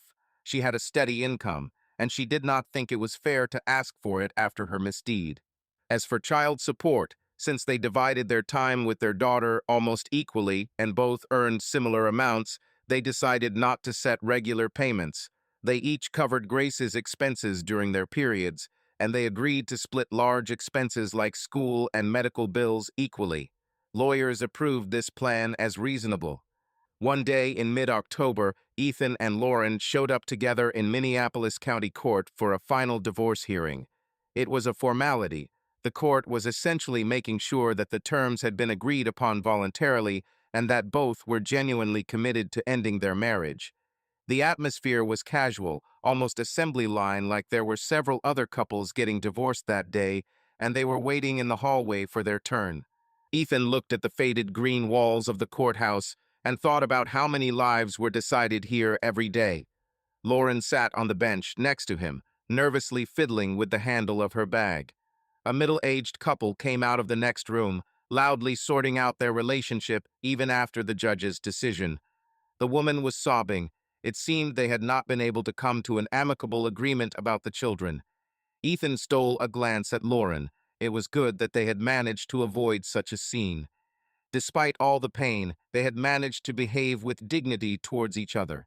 "I'm worried," Lauren suddenly admitted quietly, breaking the silence. "Me too," he answered honestly. Despite the inevitability of what was happening, his heart ached unpleasantly. She looked at him sadly. "I can't even believe it completely. It's like this is all a nightmare come true." Ethan remained silent. He couldn't think of anything to say. Both sadness and bitterness stirred inside him at once. Yes, a nightmare, but one caused by real actions. Soon they were invited into the courtroom. They sat next to each other at a long table in front of the judge's platform. The proceedings proceeded routinely. The judge read out their names and asked formal questions. "Do you acknowledge that your marriage is irrevocably broken and ask for it to be dissolved?" the judge asked, looking from Ethan to Lauren over his glasses. "Yes, Your Honor," Ethan answered clearly. "Yes," Lauren repeated barely audibly, looking down. "Do you both agree to all the terms of the agreement?" "Yes, we agree," they nodded simultaneously. The judge's pen quickly ran over the documents. A couple more seals, and he looked up. "The court approves the terms of the agreement. The marriage is officially dissolved. I wish you good luck." The gavel struck, ending their 10-year union. Lauren's lips trembled, and she bit them, holding back her emotions. Ethan, feeling a lump in his throat, just nodded gratefully to the judge. It was over. Ethan and Lauren walked out of the building as if in a daze. Technically, from that moment on, they were no longer husband and wife, but simply two parents connected by a common child. At the courthouse steps, Lauren suddenly stopped and said quietly, "Forgive me, Ethan. I know it's late and useless, but still, forgive me." He met her gaze. Her eyes were shining with tears. "I don't know," he replied dully, "but I appreciate you saying it." Lauren nodded, brushing away a tear as they walked out to the parking lot. "I'm going that way," she pointed to the far end of the parking lot where she had left her car. "And I'm going there," Ethan nodded in the opposite direction. They stood awkwardly, not knowing how to say goodbye. Before, after official events, they hugged, joked. Now they were strangers. "Well," Ethan began, "I'll see you tomorrow on Grace's show." "Yes, see you tomorrow," she said quietly. He turned and walked toward his car, hearing her footsteps recede. There was a feeling of emptiness and quiet sadness in his chest. November brought the first frost to Minneapolis. Thanksgiving this year presented a new challenge for the Rains family. The agreement was for Grace to spend the holiday with her father and Christmas with her mother, with alternating dates next year. Ethan invited his mother and stepfather to his house for a holiday dinner, wanting to surround his daughter with family. Lauren went to her sister and her family for dinner. On Thanksgiving morning, Ethan and Grace cooked a traditional turkey together. Or rather, Ethan was busy in the kitchen while Grace mixed the ingredients for the stuffing under his direction. The warm aromas of sage, thyme, and roasting meat filled the house. Despite the overall joyful mood, Ethan felt a little sad this was the first big holiday he'd spent apart from his wife. Ethan's mother, his stepfather Bob, Grace herself, and he were gathered at the table. Mom endlessly praised her granddaughter for helping with the cooking. Grace smiled shyly. Overall, the dinner was warm, although unusual. After the meal, Grace ran off to watch cartoons, and the adults drank tea with pumpkin pie in the kitchen. "How are you?" Mom asked quietly, touching her son's hand. "I know it's not easy for you today." Ethan shrugged and smiled with the corner of his lips. "It's okay, Mom. Seriously, glad you came. We're always here for you, you know," she said softly. "And Lauren, how is she? Have you spoken to her today?" "No, we haven't talked on the phone today," he replied. "But I think she's doing well. She's with her sister." The mother shook her head, lowering her voice. "It's hard to get used to the fact that she's no longer. Not part of our family, it turns out. She'll always be Grace's mom," Ethan said quietly. "So, in a way, she's a part of it." "Yes," sighed Mom. "You know, son, I've thought a lot. I'm angry with her, of course, but Grace adores her. Try for the sake of the little one. Well, keep the peace with Lauren." Ethan chuckled sourly. "We are already more or less at peace, as much as possible." "That's good," she patted his hand. "I'm proud of you. You do everything very responsibly." After the guests left in the late afternoon, the house was quiet again. Grace asked if she could call her mother to wish her a happy holiday. Ethan dialed Lauren's number and handed the phone to his daughter. She chattered happily for a few minutes, telling him that she had helped cook the turkey and eaten 2 pieces of pie. Then Grace hesitated and handed the phone back to her father. "Dad, Mom wants to congratulate you too." Ethan picked up the phone. Lauren's voice was heard, slightly hesitant. "Hi, Ethan. Happy Thanksgiving." "And you?"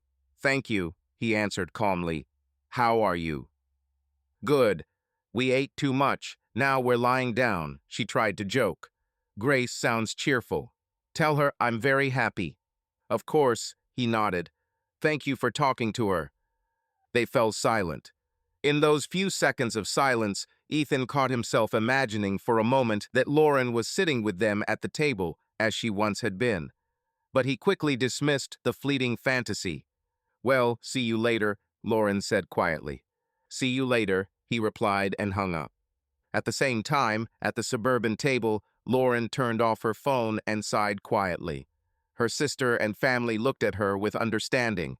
Everyone knew how much she missed her daughter today. Lisa silently squeezed her hand under the table. "Is Grace okay?" Lauren's mother asked quietly. "Yes, Mom, everything is fine. They had a great time," Lauren replied, trying to smile. She was happy for her daughter, but her heart ached from the separation. This Thanksgiving had taught her to be grateful for at least the fact that Ethan cared about Grace and made her feel festive. "This was the reality I chose," Lauren reminded herself. "I have to accept it." She tried to focus on the conversation at the table, but deep down she cherished the thought that there would be many more holidays ahead for her and her daughter, and she would do everything she could to fill them with warmth, even if the family was different now. In the evening, putting his daughter to bed, Ethan felt a dull sadness. Grace, having eaten her fill of delicacies, fell asleep quickly.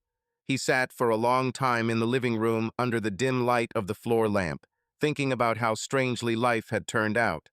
They shared one holiday according to the schedule, and Christmas was coming, which he would spend without Grace. But Mom was right. The main thing was that they kept the peace for their daughter's sake. In December, on the eve of Christmas, Ethan helped Grace choose a gift for her mother, a bright scarf, which the girl herself wrapped in shiny paper.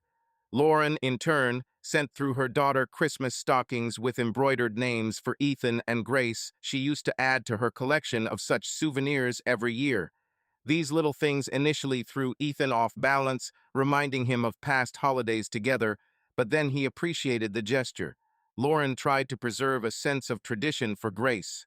Grace spent Christmas morning with her mother, and Ethan came to pick her up for lunch.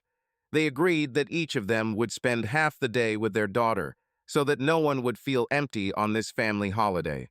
For the first time since their separation, Ethan crossed the threshold of Lauren's new home.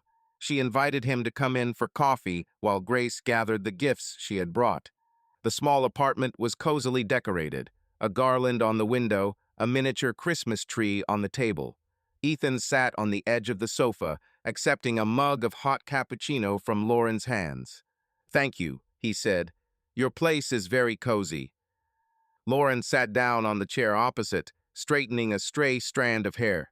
"Thank you," she said softly. "I was trying to set the mood for Grace." "That's right," he nodded, sipping his coffee. "She seems pleased." Grace could be heard humming a song from the bedroom as she packed her presents into her backpack. Lauren looked at her ex-husband carefully. "And what about you? Is it okay that I dragged you here?" I thought. "It's stupid to stand on the threshold. My coffee is delicious." Ethan shrugged. "It's okay. The coffee is really good," he chuckled. "To be honest, I was worried I'd be alone today. Thanks for planning it out." Lauren looked down. "Thank you for agreeing to share the day. I know many parents strictly divide, one for Christmas, another for the next year, but I wanted no one to be alone." "I appreciate it," he replied quietly. They were silent for a moment. The room smelled of cinnamon and vanilla from the Christmas candles. "Are you still baking gingerbread cookies?" Ethan asked suddenly, recognizing the familiar smell. "Lauren makes dozens of cookies for the holiday every year." She nodded. "Yes, Grace and I baked stars and people yesterday. She cut out almost everything herself." "Great," he smiled. "I'll probably have to learn too, otherwise without you all I can make from sweet pastries is pancakes." Lauren smiled slightly too, and for the first time in a long time, he saw a shadow of the old warm expression on her face. "If anything, I can send you the recipe," she said. "It's not complicated. I'll write out the steps." "I would be grateful," Ethan nodded. At that moment, Grace ran out, beaming with happiness and dragging her overflowing backpack. "Dad, look what Mom gave me." She pulled out a toy craft set. "We're going to make dolls." "Great," he praised.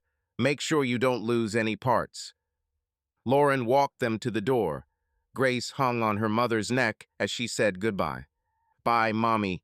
We're going to see the Christmas trees downtown tomorrow. Can I come with Dad?" "Of course you can," Lauren laughed. "Have some fun for me." She met Ethan's eyes and said quietly, "Merry Christmas." "And you too," he replied. They shared a small smile. In that moment, Ethan realized that the pain of losing his family had subsided a little, giving way to a quiet gratitude, that they had managed to maintain a human connection. The New Year holidays were more relaxed. Grace celebrated the New Year with her mother and Aunt Lisa, and Ethan, at the insistence of his friend Marco, went out with the company to distract himself from his worries. For the first time in many years, he celebrated the holiday not at home with his family, but at a party. There were about 10 people gathered in the small living room of Marco's colleague friends, acquaintances, all with glasses of champagne, garlands on the walls, and cheerful music. At first, Ethan felt awkward. Around him, couples were laughing, someone was hugging, and he was standing by the window with a mug of punch, remembering how in previous years at this time he had counted down to midnight with Lauren and Grace, watching his daughter enthusiastically clapping her hands at the fireworks on TV. But gradually the atmosphere captivated him. Marco introduced him to his cousin Amanda, a sweet woman in her 30s who had also recently gone through a divorce. The conversation just started. They discussed the terrible snowstorm outside, laughed, and shared stories about their failed culinary experiments. Ethan realized that he hadn't felt this light in a long time. He felt easy and calm with Amanda. As the clock struck midnight, everyone clinked glasses and looked at each other in general joyful excitement. Amanda kissed Ethan on the cheek in a friendly way, wishing him a happy new year. He smiled at her, sincerely and warmly. At that moment, he realized that life goes on.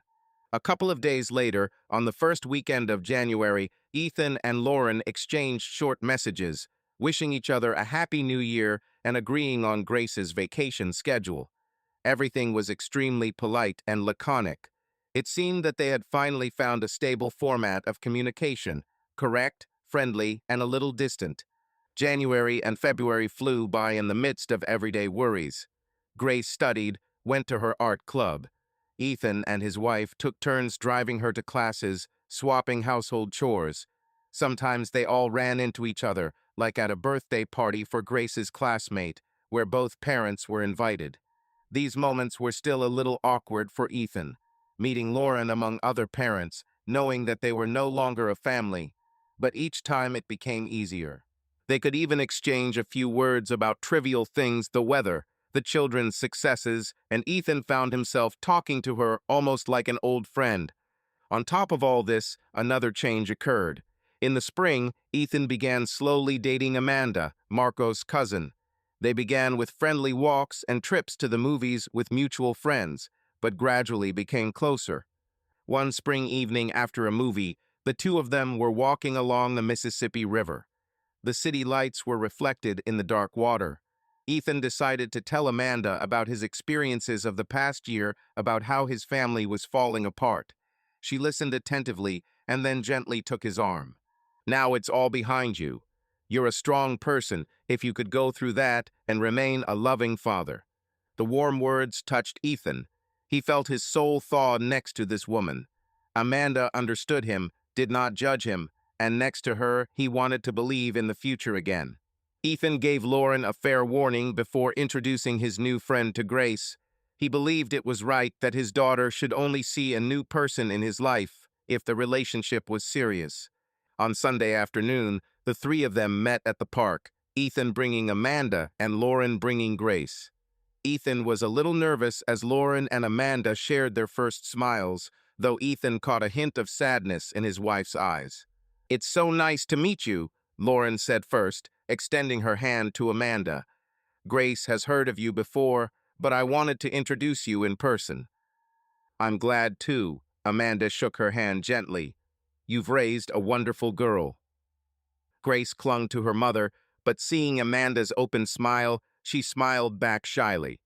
"Hi," Amanda said, squatting down to be at Grace's level. "I've heard a lot about you. You like to draw, right?" "Uh-huh," Grace nodded, hiding her face in her mother's shoulder. "You know, I brought something." Amanda pulled a small set of colored chalks out of her bag. "Maybe we can draw on the pavement." Grace's eyes lit up with interest. The girl looked to her mother for permission. Lauren nodded with a slight smile. "Go, sunshine." A minute later, Grace was already enthusiastically drawing colorful patterns next to her new friend. Ethan and Lauren watched from the bench. "Thank you," Lauren said quietly, looking sideways at her ex-husband, "for preparing her so delicately." Ethan sighed with relief, seeing that the introduction was going well. "We all want her to be happy." Lauren smiled warmly. "I'm glad you have such support. Amanda seems very kind." "Yes," he nodded. "I am also grateful to fate for this." They sat for a long time, watching Grace happily draw flowers and hearts under Amanda's guidance. Ethan felt relieved that two important people had found common ground. Amanda and Grace got along well. Amanda worked as a pediatric nutritionist and found it easy to talk to children. Seeing his daughter laughing with her new friend, Ethan felt mixed feelings, a little guilt before Lauren, but also a quiet joy that life was getting better. At his next session with a psychologist, he discussed these emotions at length, and Dr. Miller convinced him that guilt was natural, but should not interfere with building new happiness. Lauren, too, took a step forward in the spring. She began attending group sessions for women who had gone through divorce at a city support center. At one of the meetings, she particularly remembered the story of a woman named Sandra. She tearfully told how her husband left her for another woman and how, despite the pain, she tried not to become embittered for the sake of her children. After Sandra's speech, Lauren unexpectedly raised her hand and shared her story, too, but from the perspective of the one who had made a mistake. She confessed to the group how she hated herself for cheating, how afraid she was of losing her daughter. After her revelation, several women came up to her to hug and support her. "We're all human and we make mistakes," one participant said. "The important thing is that you recognize it and are doing everything you can to make it better for your daughter." That evening, for the first time, Lauren left the class not with a sense of shame, but with a sense of relief. She realized that she was not alone in her experiences and that she could become a better person by moving forward. The interactions helped Lauren stop seeing herself as a villain and slowly forgive herself. She even made a few friends with whom she began going to yoga on the weekends. So the days passed. An important stage was approaching by May preparation for the sale of the house. The house where so many years had passed needed to be put in order, things had to be sorted out. This promised new trials for both former spouses. In early June, Ethan and Lauren began sorting through their house in preparation for selling. Over the years, they had accumulated boxes of family photos, old books, and children's toys. They decided to do it together while Grace was at school, so they could sort through what they needed and get rid of the excess without too much emotion. It was a hot day. Lauren arrived in shorts and an old t-shirt, her hair pinned up, looking much the same as she had when they first moved in all those years ago. Ethan led her into the living room, where they laid out empty boxes and began to sort through the contents of the closets. At first, they were both silent, busy with their work. Every now and then, someone would find a funny trinket, an ancient movie ticket, a childhood craft of Grace's, and they would exchange short remarks. Remember this? Oh, that's her drawing in first grade. Such moments were accompanied by forced smiles. It was late afternoon when Ethan came across an old photo album while rummaging through the top shelves. The cover was worn blue, and inside were hundreds of pictures. He began flipping through them automatically. There were the young him and Lauren driving down Route 66, the wind blowing her hair and her laughing. Then there were the wedding photos, Lauren in a white dress, beaming, and he next to her, happy and a little confused. Then there were the shots of Grace's birth, a tiny bundle in their arms. The sights brought a lump to his throat. Lauren was sorting through a stack of magazines at the time, but she noticed Ethan hovering over an album. She walked over to him and peered over his shoulder. They flipped through the pages together in silence for a while. One photo showed them on the porch of this very house, holding newborn Grace in their arms. Surrounded by balloons, they were leaving the hospital. I thought then that I couldn't be happier, Ethan said quietly. Lauren pressed her hand to her mouth, stifling a sob. We were really happy, she whispered. You were a wonderful husband. It was I who ruined it all. Ethan closed the album and shook his head. Let's not do it now. We're unpacking things. His voice trembled treacherously. But seeing the tears in Lauren's eyes, he couldn't remain indifferent. She turned away, trying to wipe them away, but her shoulders were shaking. I'm sorry, she muttered.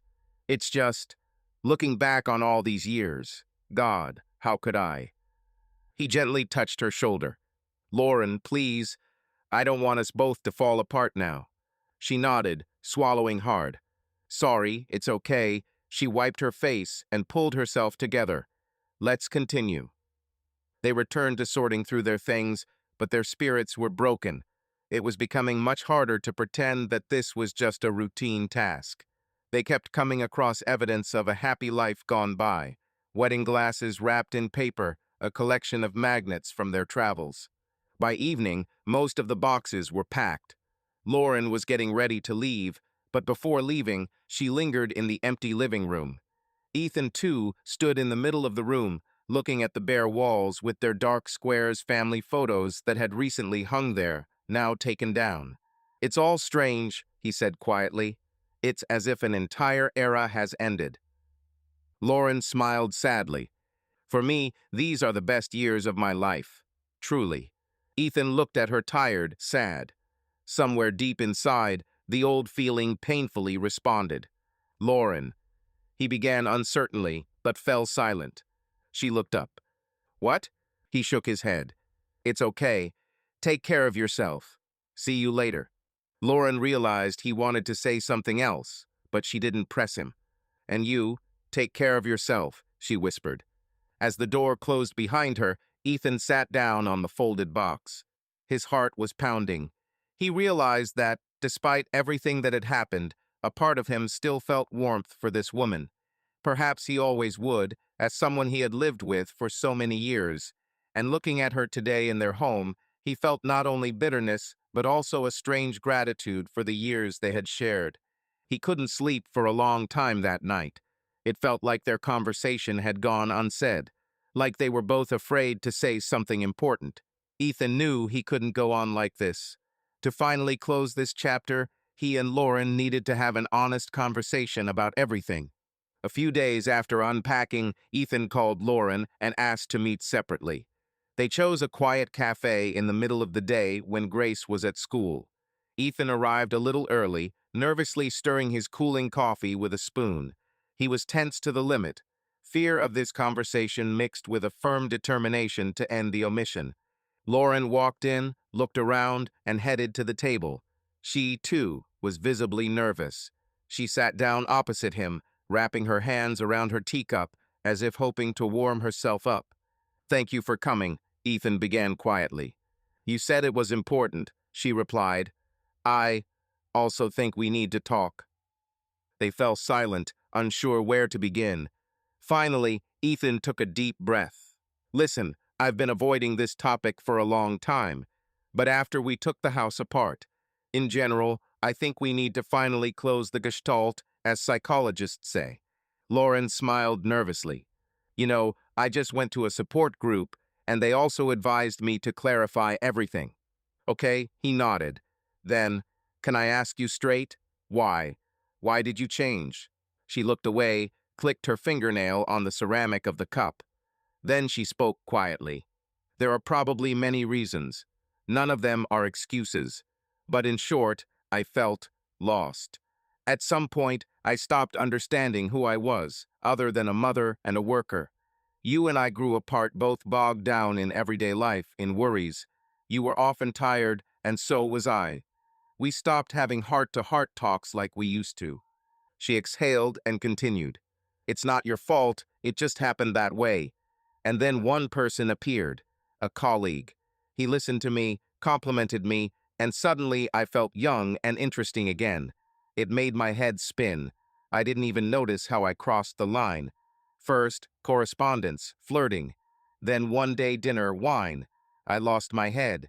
Lauren closed her eyes, tears streaming down her cheeks. "I have no excuse.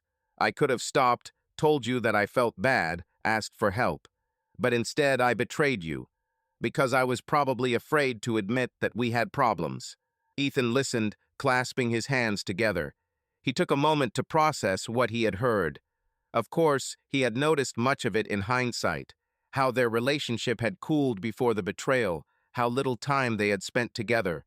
But knowing that she had sought solace elsewhere still hurt. "Thank you for being honest," he finally said hoarsely. "You're right, we did have problems. Maybe I'm also to blame for not paying attention to you. I'm sorry." "No," she shook her head vigorously. "It's not your fault. I chose this path myself, instead of solving the problems humanely. There are no excuses for me." Ethan ran his hand over his face. "Maybe not, but I guess I'm glad you explained. Now at least it's clear that it's not because you fell out of love with me, but rather because you got confused." Lauren sobbed. "I never fell out of love with you, Ethan. I guess I fell out of love with myself. If that makes sense. I felt bad about myself, not about you.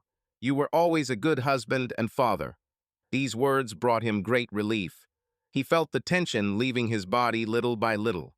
"You know," he said slowly, "I've been going over in my head for so many months what I was lacking in, and what you're saying now, it hurts, but it makes it easier. I will stop beating myself up." Lauren wiped her tears with a napkin. "I am so grateful to you for everything you did after my actions. You did not forbid me from seeing Grace, did not denigrate me in front of her, and behaved nobly. I do not deserve it, but I appreciate it infinitely." Ethan shook his head. "The child shouldn't suffer from our feud. And despite everything, I didn't want to hurt you. We've been close for too long." Lauren quietly reached across the table and covered his clasped hands with hers. "I won't stop asking for forgiveness. But the main thing is that I want you to be happy. You deserve it. I see you found a good woman. I'm happy for you, really." Ethan met her gaze. There was sadness and genuine kindness in her eyes. He gently squeezed her fingers over her hand. "Thank you, and I want you to be happy too. You are still important to me as the mother of our daughter, as a person with whom we have been through a lot." Lauren let out a choked sob, fighting back tears again. "I will never forget you, Ethan, and I will never forgive myself. But it makes me feel better to know that you might forgive me." He nodded, feeling his throat tighten. "I forgive. Not right away, not completely yet. But I forgive. We both need to move on." They sat holding hands for a few long seconds. Then they both seemed to come to their senses and unclenched their fingers, stepping back from that shaky boundary. "Thank you for this conversation," Lauren whispered. "It means a lot to me." "For me too," he replied. They stood up from the table. Lauren hesitated, then stepped forward and hugged her ex-husband tightly. Ethan paused for a moment, then hugged her back. It was an embrace without romance or passion, just the warmth of two people who had once been the closest to each other. When they broke apart, both were smiling through their tears. Saying goodbye at the cafe, they went their separate ways, each to their new lives. But the weight of the past seemed to remain at that table, dissipating in the cool spring air. For the first time in a long time, he was completely calm about the future. In July, when Grace turned 9, they decided to celebrate her birthday together. Ethan suggested organizing a picnic in the city park on the shore of the lake, inviting both Lauren's family and his own. Lauren supported the idea. For Grace, this was her first birthday since her parents' divorce, and the adults wanted to make it as joyful as possible. The summer sun was shining, large blankets were spread out on the lawn, and a portable grill was set up. The grandmothers took their places at a folding table, laying out snacks. Grace ran happily with her cousins, and 3 people watched nearby: Ethan, Lauren, and Amanda. Now, after several months of dating, Amanda was an integral part of Ethan's life and had already met Lauren. To everyone's relief, they found common ground. Both were wise women who understood that it was important to get along for the sake of the child. "Look, Grace is going to knock over the cake," Amanda laughed, nodding at the birthday girl, who, waving her arms, was dangerously approaching the table with the birthday cake. Lauren immediately rushed to her daughter. "Be careful, sunshine. The cake can wait, gains first." Grace, laughing loudly, ran off to play again. Ethan, watching this scene, met Amanda's gaze with a smile. She quietly took his arm and whispered, "Your daughter is so happy today. She's practically glowing." "Yes," he nodded, feeling warmth in his soul. "We all tried." After a while, the solemn moment arrived. Grace, rosy and excited, sat down at the head of the table, in front of a huge chocolate cake with 9 candles.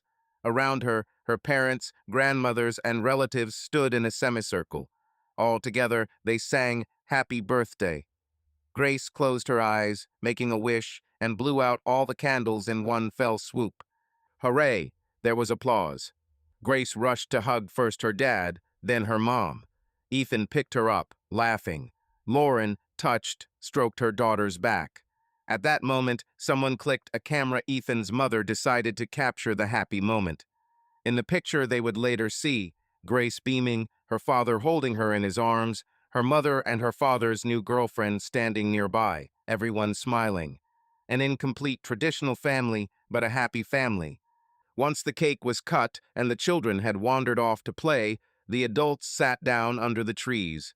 Lauren sat down next to Amanda on the blanket, handing her a plate with a slice of watermelon. "Here you go. You know, I'm so glad Grace has such a wonderful friend like you. She really likes you." Amanda smiled, confused. "Thank you. She is very dear to me, too. She is a wonderful girl. You and Ethan raised her wonderfully." "We're trying," Lauren smiled. Ethan heard the exchange from a distance by the grill. There was a sense of harmony inside. He had never imagined that they would all be able to communicate so calmly together. The betrayal, the pain, the divorce, all of that was in the past. Now there was a new relationship, a new friendship, and most importantly, a laughing daughter who felt love from all sides. "Hey, dreamer, the sausages are burning," Marco called out cheerfully, looking over his shoulder. Ethan woke up and burst out laughing. Oh, right! He hurried to turn over the brown sausages on the grill. Soon the party came to an end. The guests began to leave, taking gifts and packages. Marco took his friend aside a little while the others packed their things. You know, I'm incredibly happy for you, buddy. A year ago, you weren't yourself, but now look, everything's fine. Ethan smiled, clapping Marco on the shoulder. Thank you for believing in me. I couldn't have done it without my friends. You're welcome, Marco winked. Amanda was already taking the things to Marco's car. While Amanda helped pack, Ethan and Lauren went to see their parents in the car. At the car, Ethan's mother, hugging her son goodbye, whispered in his ear, "You know, it seems to me that today you are a family again. Just a slightly different, new family." He nodded, feeling a twinge of joy and sadness at the same time. Yes, their family now had a different form, but its main content, love and support, was preserved. Having said goodbye to everyone, Ethan, Lauren, and Grace were left alone by the empty lawn, littered with gift wrapping and balloons. Amanda was already taking things to Marco's car. The evening sun gilded the water of the lake. "Thank you for today," Grace said, beaming. "This is the best birthday ever." Ethan and Lauren looked at each other and laughed. "Thank you, sunshine, that we have you," Ethan said, ruffling her hair. "Yes, it was worth the effort for you," Lauren winked. Grace hugged them both at once, spreading her arms. And in this shared embrace, Ethan felt great happiness. Even though their path was not ideal, they did the main thing: they preserved the love in the child's heart and respect for each other. Late in the evening after the party, Ethan put a happy and tired Grace to bed in his new apartment, where they had recently moved after selling their house. The girl fell asleep, hugging her teddy bear, and a smile still played on her lips. Ethan quietly closed the door to the nursery and walked into the living room. There was a photo on the table, printed out by his mother during the picnic. He picked it up. It was of their motley crew today, him holding Grace in his arms, Lauren next to him, Amanda, family all around. Everyone was laughing, all together. He ran his finger over the image of his daughter. That smile was worth all the trouble. The phone blinked with a message.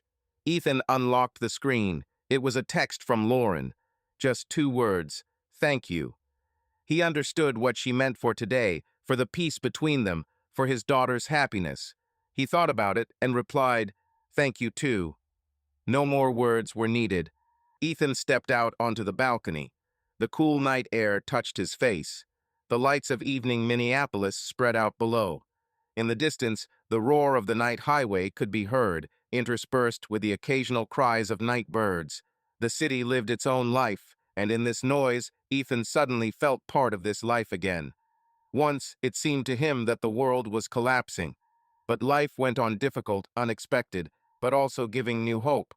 He remembered himself a year ago, lonely, broken, 6 months ago in court, when it seemed that there would be no more happiness. But time, patience, and the goodwill of all participants worked a miracle. From the wreckage of the old life, a new one grew, imperfect, but peaceful and bright. Light footsteps were heard inside the apartment as Amanda came out, quietly closing the bedroom door behind her, where she had temporarily settled in for the night as a guest. She came over and hugged Ethan from behind, pressing her cheek against his shoulder. "Did you fall asleep?" he asked in a whisper. "So strong," Amanda smiled, "and you need to rest. It's been a long day." He'd recently handed over the keys to their old home to the new owners, a poignant moment, but also a symbol of farewell to the past and the beginning of a new era. "How are you?" she asked quietly, looking into his face. "So much has been behind us." Ethan covered her hand with his own, feeling the warmth of a loved one. "I'm fine. More than that, I'm happy. My daughter is smiling. Lauren and I have found peace. You're here. What else do I need? I just remember how a year ago I thought I couldn't cope. And now we're all fine." Amanda smiled tenderly. "I'm very happy for you. You deserve it." "I'll come in now," he answered softly. She squeezed his hand tenderly and walked back. Ethan stared at the distant lights for a moment longer, and then returned to the warm apartment where new loved ones and a new life were waiting for him. Before going to bed, he looked into the nursery. The semi-darkness, the measured breathing of his daughter. Ethan quietly whispered, "Everything will be fine, darling." He didn't know if Grace had heard him in his sleep, but he believed that everything would be fine for them in the future. Carefully closing the door, Ethan went to meet the coming morning of his new life. A new life awaited them ahead with its difficulties and joys, and they were ready to go through it with dignity together, taking care of the most important thing, the happiness of their daughter and the inner world of each of them. For the first time in a long time, he was completely calm about the future. Subscribe to our channel so that your love doesn't cheat on you, and go ahead and listen to the next story, because this story is nothing compared to the next one. If you're under 18, don't even think, click to the next one.